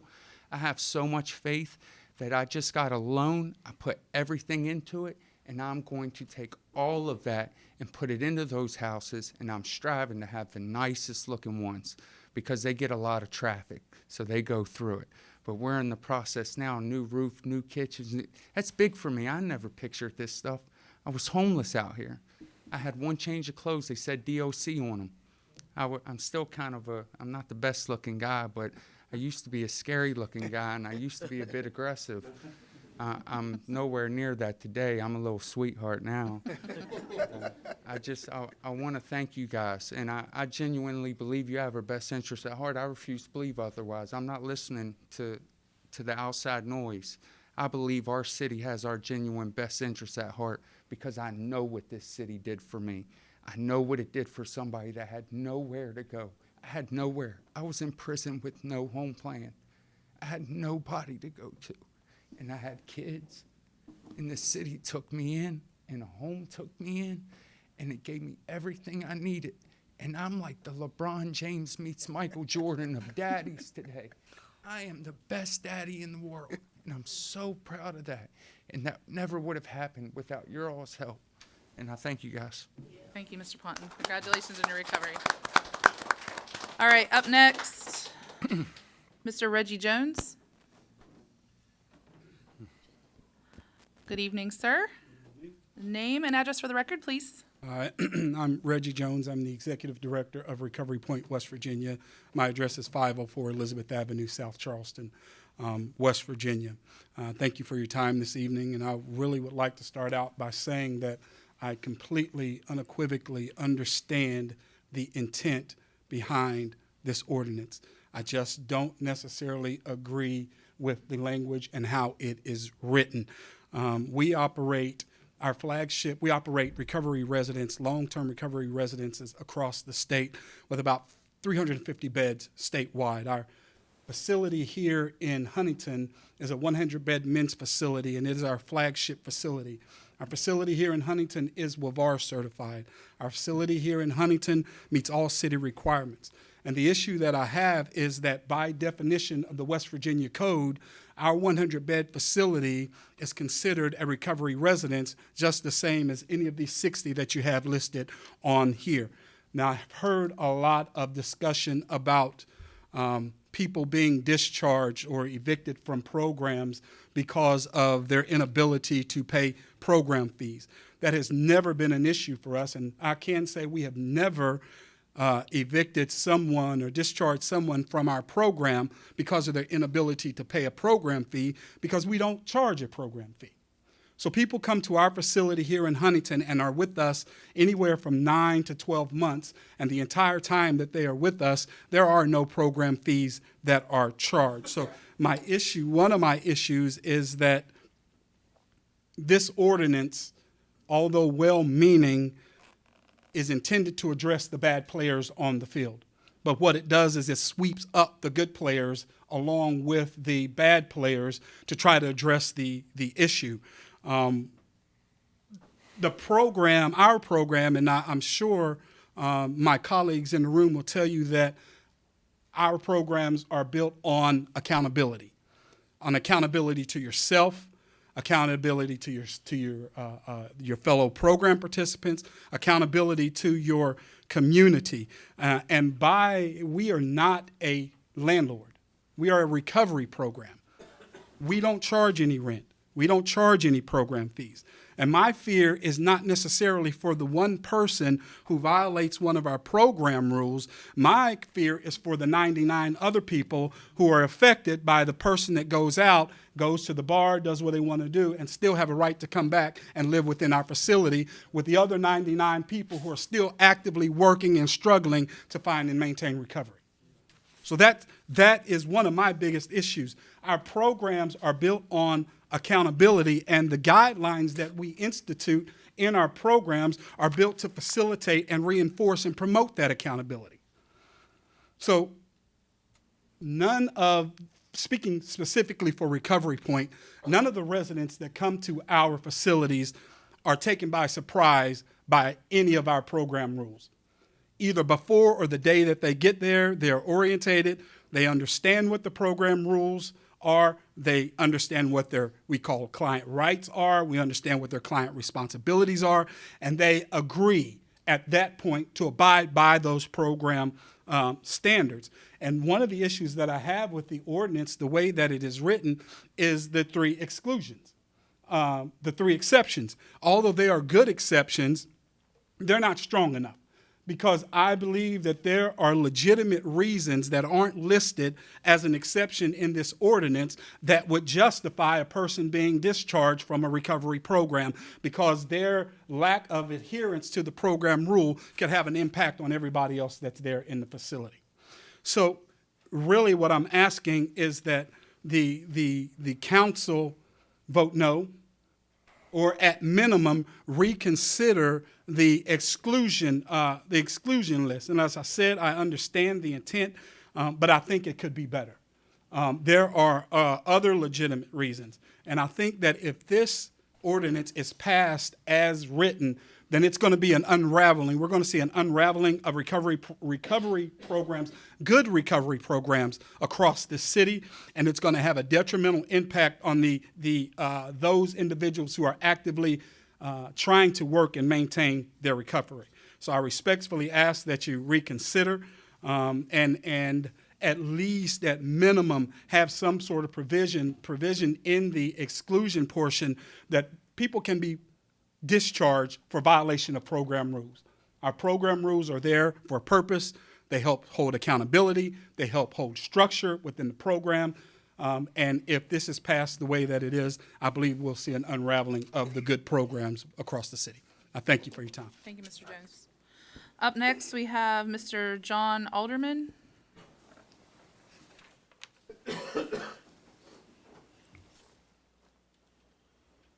Good evening, Mr. Alderman. Good evening.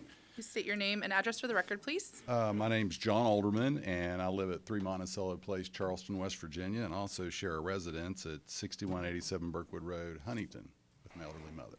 And I grew up in Huntington. I'm here because I have an interest in recovery, primarily. I'm an AA district chairman. I'm the past president of the Serenity Club, which is the largest recovery clubhouse in West Virginia. I am on the board of directors of the Fellowship Home, which is a long-standing men's recovery home. I'm in recovery myself. I was one of those fortunate people that had surgery, got prescribed OxyContin, and got hit by drug addiction like a freight train. I'm a lawyer. Don't hold that against me. And I represent people in recovery. I represent sober living homes throughout the state. I represent the Life House. I represent a number of recovery facilities. And I just wanted to give you a couple comments based on my experience with addiction about the ordinance. What I've heard here is comments on the exclusions, and I just wanted to emphasize that a little bit. If you look at your ordinance, you're given tenant rights to people that possess and distribute drugs. The state wasn't willing to do that. I'm looking at the state draft, and the state said the use, possession, or distribution of alcohol or controlled substance, you're summarily out. The city of Huntington says you've got to use on the premises, active use.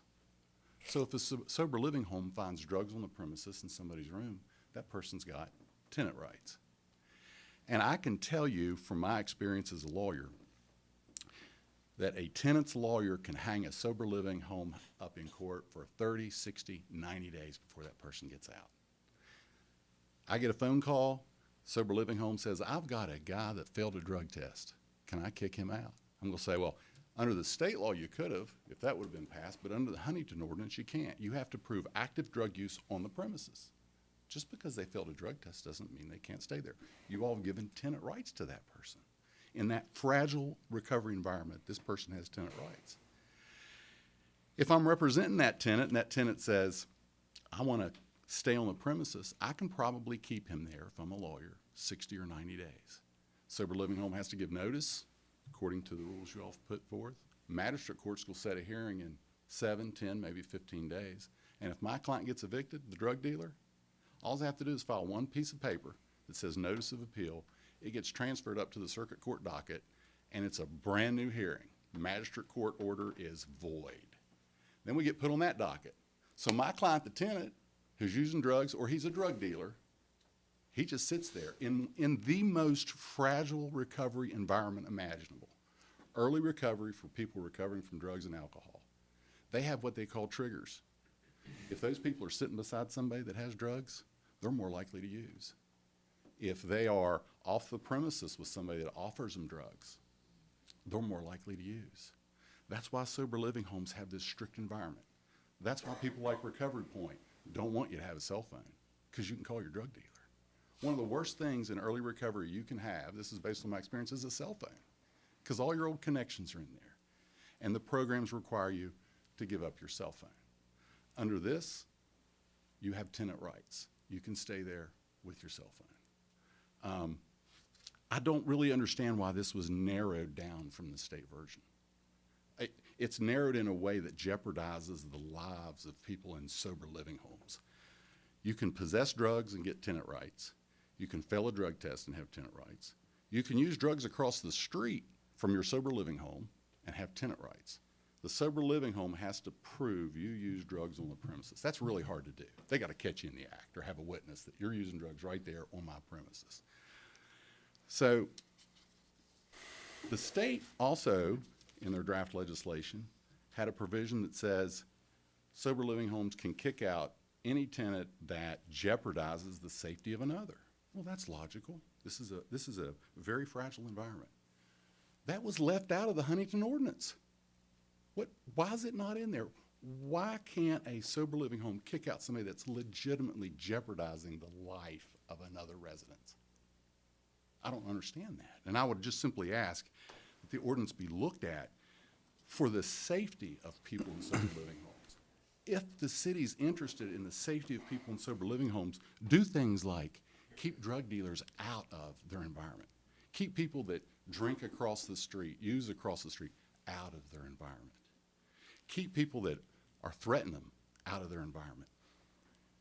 This ordinance says that it has to be violence on the premises against a staff member or another tenant.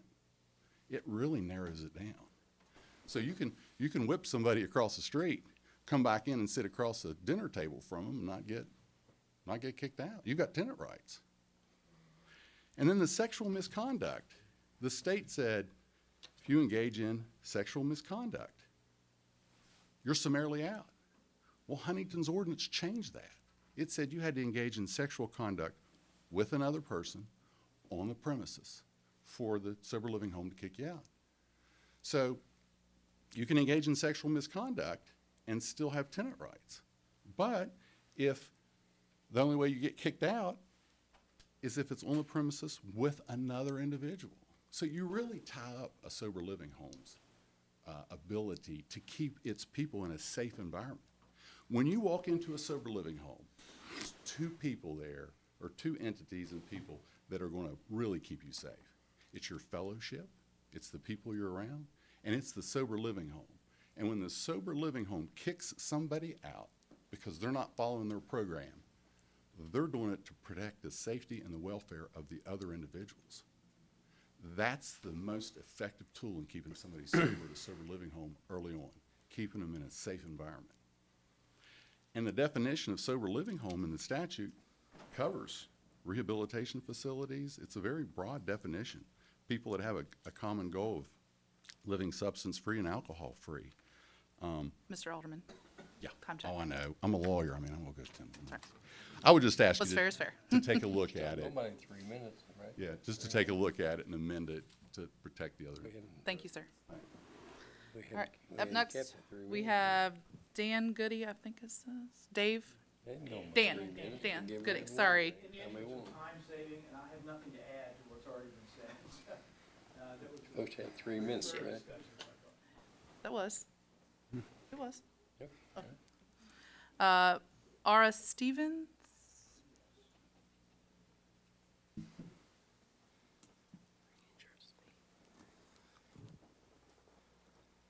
Sir, name and address for the record, please. My name is Eric Kent Stevens. My address is 2513 Kirby Road, Milton, West Virginia, and I am co-founder of Freedom House Recovery, Inc., 2409 9th Avenue in Huntington, West Virginia. Go on, sir. Okay. Wow. Look at everybody. And Mr. Attorney, how you doing? So, I don't know where to start with this exactly. The way that the ordinance is written out comes from a failed bill at the House of Legislation.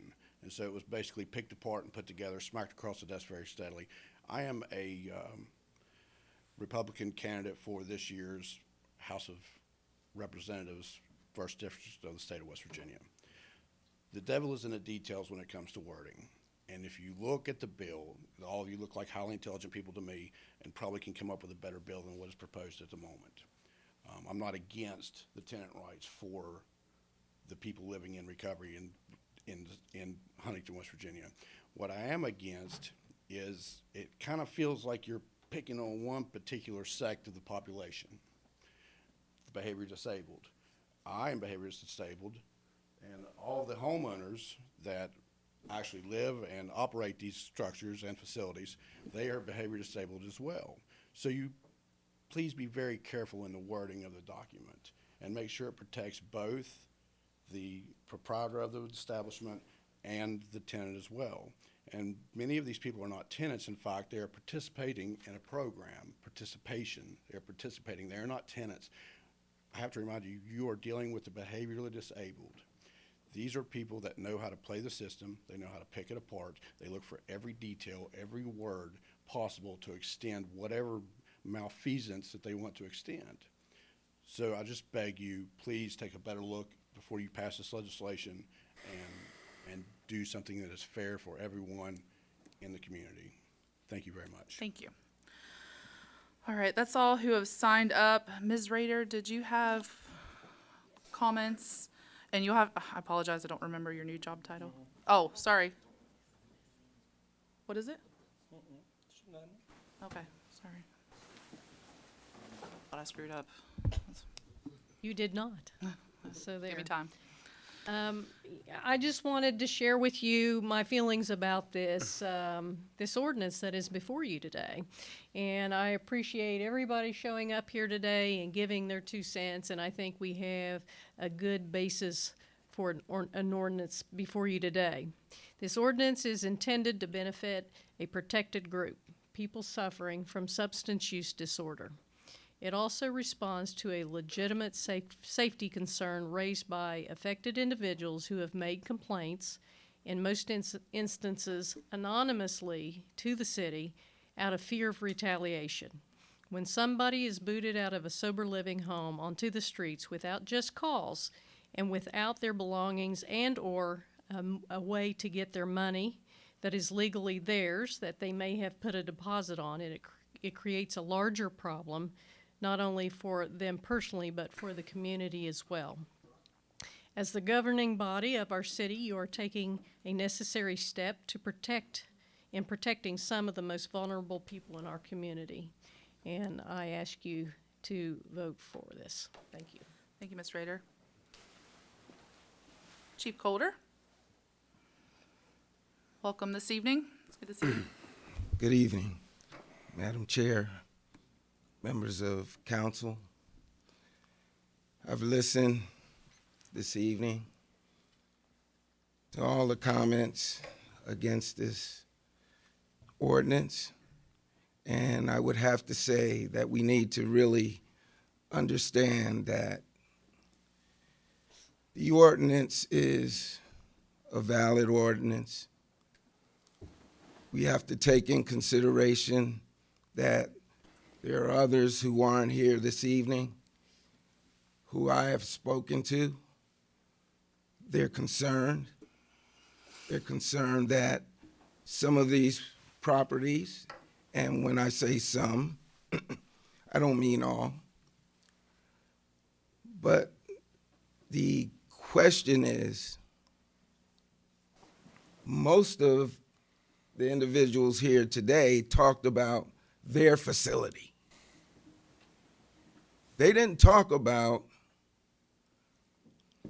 somebody else's facility because they couldn't. That's what we're focused on here. It seems that those who are here probably do it right. And then there's others that were afraid to show up because they're doing it wrong. And I seen this in the opioid crisis, and that was part of my thing. I saw manufacturers and distributors, no matter whether they were doing it the right way or not, they all banded together. Even if they had 1% market share, because they wanted to stick together. Is that the right thing to do? If somebody's doing something wrong, call them out. That's what we do. Let's not make a mockery of this ordinance here tonight. Let's do the right thing. The first day I got here, the first day I arrived, every group I spoke to had a problem here. And that was because they had issues with these houses. I've been around pretty much every community group. I went there with the mayor last week to yours, Mr. Bowen. And we had complaints. I'm not going to belabor this because in the end, it's the men like me and my department that have to deal with the problems. I just wanted to let you know that. I want you to be aware. I want you to hold everybody accountable. The good can't speak for the bad.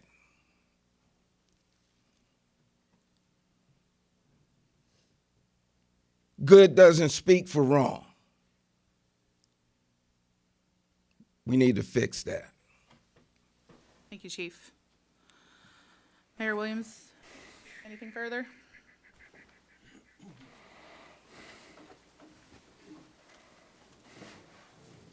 Just a moment. Mr. Ponton said one word that our chief just mentioned: accountability. Accountability of the community. I find it interesting what Chief Colder just said, because I was wondering, where is he going with the conversation about distributors and manufacturers and all? One thing that you've come to experience is what I've experienced these last 8 years. Some of the people that stood up here, I love like their family, because I've seen how they've struggled. We're not pointing at them. The one thing that hasn't been clarified for you, saying that we have never had a conversation with anybody about this. December 9th, 2019, we signed an agreement where individuals who were stuck here in Huntington had nowhere to go, were homeless because they ended up out of a facility. It's a program that we called, through information and referral, a relocation program. Somebody who was out living on the streets, laying on the streets, had nowhere to go because they'd been tossed out. We would go to them, find where they're from, call back to their home, make sure that there was somebody there for them to be able to go to, and we paid their bus ticket back home. Not to another town, like some will do to send them to us, to their home where somebody loving was there to wait on them. And I had conversations. I had conversations right across the street in my conference room and right down the street in the police chief's conference room with some of the operators who are here today, talking to them about the problem of people coming in the front door and then out the back door, that we had to do something to stop that. We're with you, brother. And here we are 2 years, 3-4 months later, and the problem's still here. So it's easy to say, not now.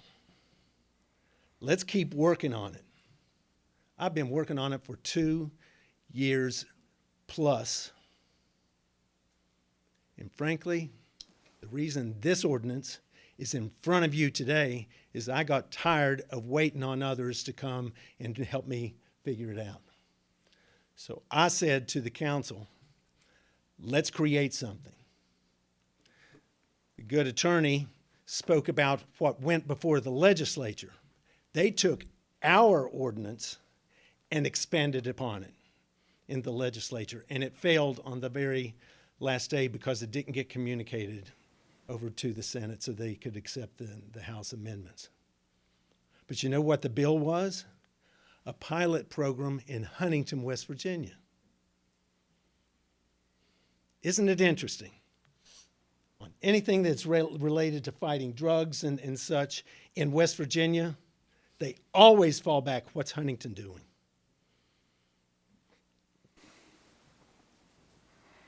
You have a choice here today, right now. It's the first time that you had an opportunity to be able to vote on it. And are you going to look your constituents in the eye and say, I had an opportunity to be able to act on this, and I acted?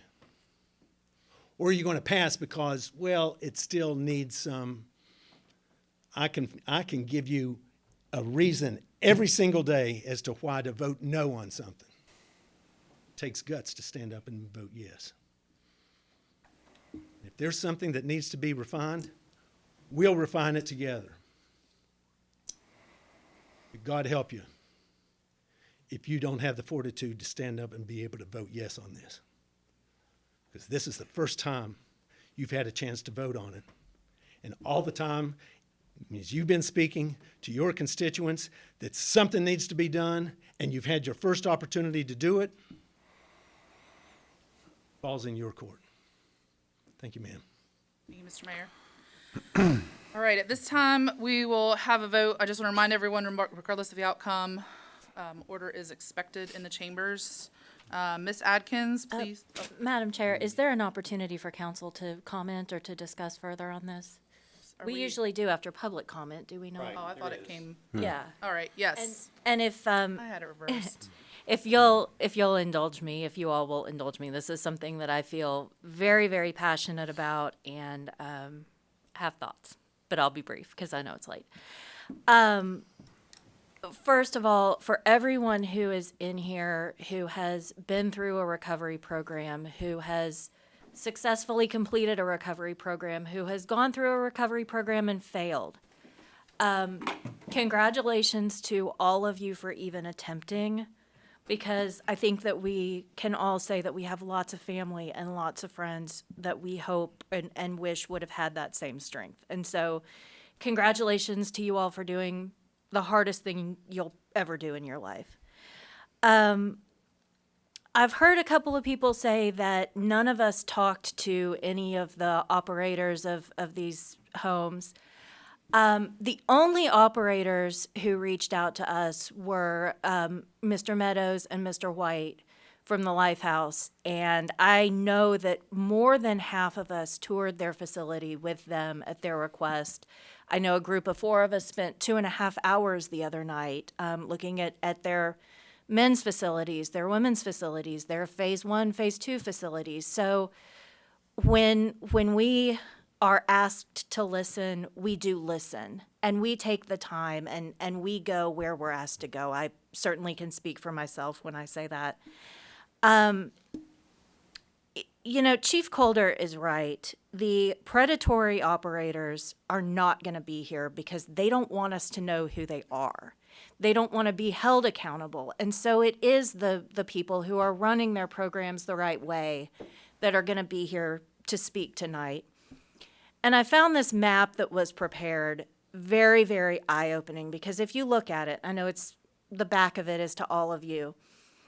I see 2 major clusters on this map, and both of those clusters are in parts of Huntington that are already struggling mightily with blighted properties, with poverty, with issues that are unrelated to drug use. These are working class neighborhoods. They're people that in most cases, they work hard for what they have. I see lots of red dots in Guyandotte. I see lots of red dots in the west end of downtown. There's more than one predatory element here, because these are places where, you know, they're not there on the south side. They're in places where they think that standards might be lower. The homes, the facilities are maybe not up to code. They may not be registered in any way. They may be single-family homes. They may not be subject to inspection by the fire marshal, or the fire marshal may not be aware of those issues. And so, you know, a month or 2 ago, we looked back at an ordinance that had to do with the rental registry and the rental inspection process. And we decided that it was important for the tenants, for the people in possession of these homes and where they live, to be the ones who get to say whether or not those homes are inspected. And I think that the same principle holds true here. I think the people who are living there need the protection. Do I think this is a perfect ordinance? No. But it's been described as an innovative ordinance, and it may not be perfect, but it gives us something to work with, like Mayor Williams just said. And I think it's been pretty clear from a couple of my comments tonight that I'm very interested in working on subsequent ordinances that solve some issues that I might see with this. And I've made it pretty clear that I'd like to do that quickly. You know, our next council meeting is in 2 weeks.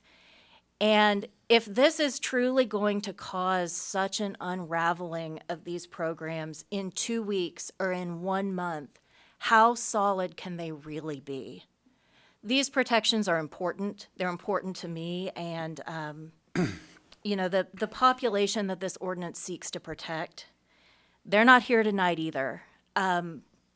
In most cases, because they are not able to advocate for themselves. And so, these protections are important. I don't know any other way to say it, and I've talked to a lot of people about this. I've looked at it from lots of different angles, and I'll just say that. And I applaud Mayor Williams. I applaud Mr. Dameron for putting this ordinance in front of us. I thank you for the opportunity to consider it, to visit these facilities and to learn more about what you all do and to interact with some really important people in our community. So thank you all. Thank you for listening to me. I probably went on way too long, but anyway, thank you all. All right. Anyone else? I will make it very quick. I know it's been all, wow. Someone's mic's giving feedback. I think mine's turned all the way up on 10. Anyway, let me fix that. Anyway, everyone can hear me. You know, I've wrestled with this a little bit back and forth. I've had the privilege to take tours, speak, gain some perspective from Councilman Walling, with City Attorney Dameron, Mayor Williams, everyone on this issue, and I think in good faith before it goes to home rule, that Vice Chair Walling will actually work with some of the verbiage to get this in place, but I do believe the nucleus of it, as you said, the intent is there. So I will support it as written with the idea of amendments coming before our next meeting or the meeting after. So thank you very much, Vice Chair Walling, for your points, and everyone else that spoke this evening. Thank you. Can you call the question, madam? Yes, sir. Ms. Atkins, will you please call the roll? Mr. Shockley? Yes. Mr. Sweeney? Yes. Miss Walling? Yes. Mr. Anderson? Hell yes. Dale? Mr. Bailey? Yes. Mr. Bowen? Yes. Mr. Jackson? Yes. Miss Johnson? Yes. Mr. Jones? Yes. Miss Rumbaugh absent, and Miss Mount. Yes. Ordinance passes. All right, item number 8, first reading of an ordinance 2022-0-06. Ms. Atkins.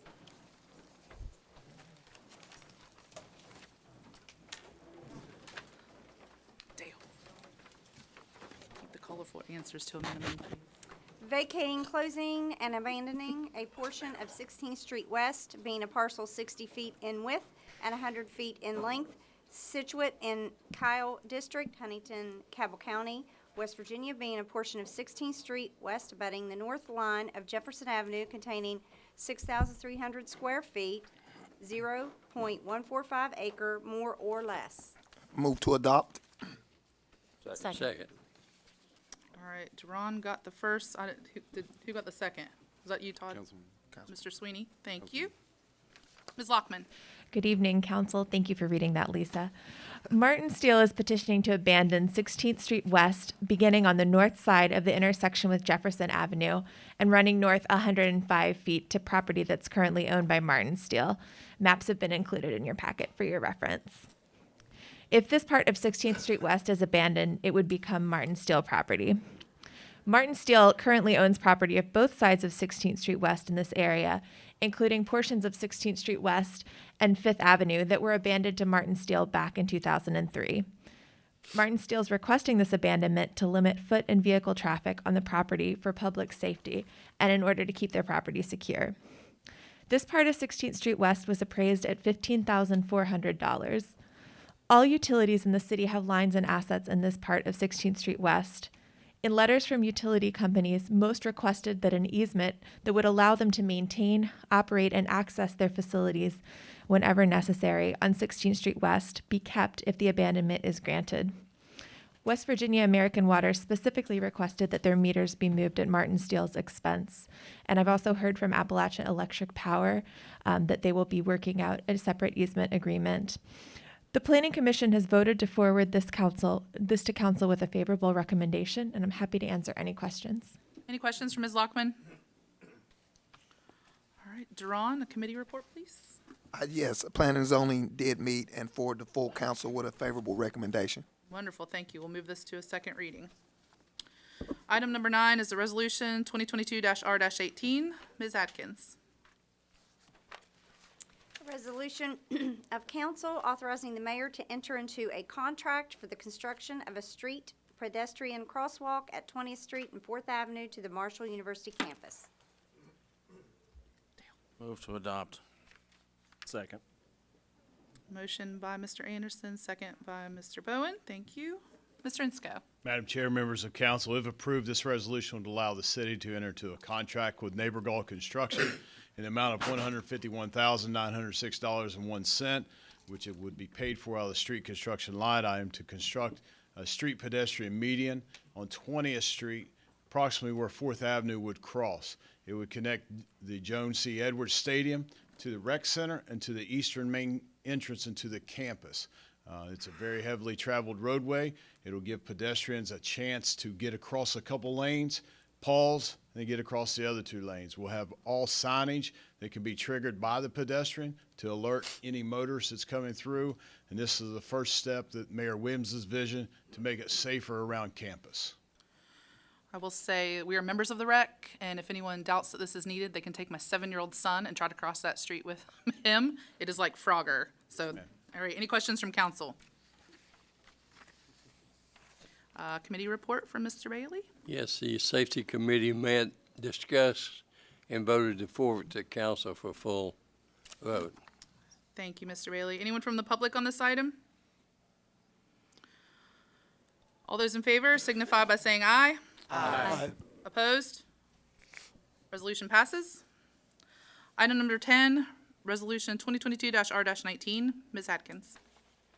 A resolution of council authorizing the mayor to enter into a contract for the construction of a new 20th Street fire station. Move for adoption. Second. Motion by Mr. Bailey, a second by Mr. Anderson. Ms. Burns, welcome. Members of council, we're very pleased to be here this evening. This project's been 8 years in the making, starting with the assembling of 5 parcels of land, doing all the environmental testing and compliance, a couple of years of planning with the members of the Huntington Fire Department. We've been through the city's planning commission to abandon the adjacent alley, which was approved by city council in 2021. We went through a thorough design process, and so we are here today to ask for your approval to award the low bid to EP Leach, located in Huntington. We received 4 bids, the low bid being $4,967,000. The location of this new fire station, which is fire station number 2, will be at 20th Street and 9th Avenue, and the exact address is 1950 9th Avenue. Elements in the design include a training center for the entire department, a 3 drive-through apparatus bay area with all the supporting equipment such as gear lockers and gear washers and dryers, cascade breathing system, living quarters for up to 6 separate sleeping rooms. Right now, the current station has 5, and so this would allow for an expansion if the time, or at some point, if the budget would allow that. Open common living areas and of course, efficient response flow to the apparatus floor. Architect of record was Ed Tucker and Associates, with Phoebe Randolph and J.D. Maynard being the design leads. Source of funds, CDBG funds of $1.8 million, with the balance coming from the general fund. And we do have renderings here for you, and these have been in, and I'll just place them here, of the new station. So this is the exterior and the interior view. Thank you. Thank you. Any questions for Ms. Burns from the group? Committee report, please. Administration and Finance Committee did meet on this and moved to full council with a favorable recommendation. Anyone from the public on this item? Any further discussion by council? All those in favor signify by saying aye. Aye. Opposed? Resolution passes.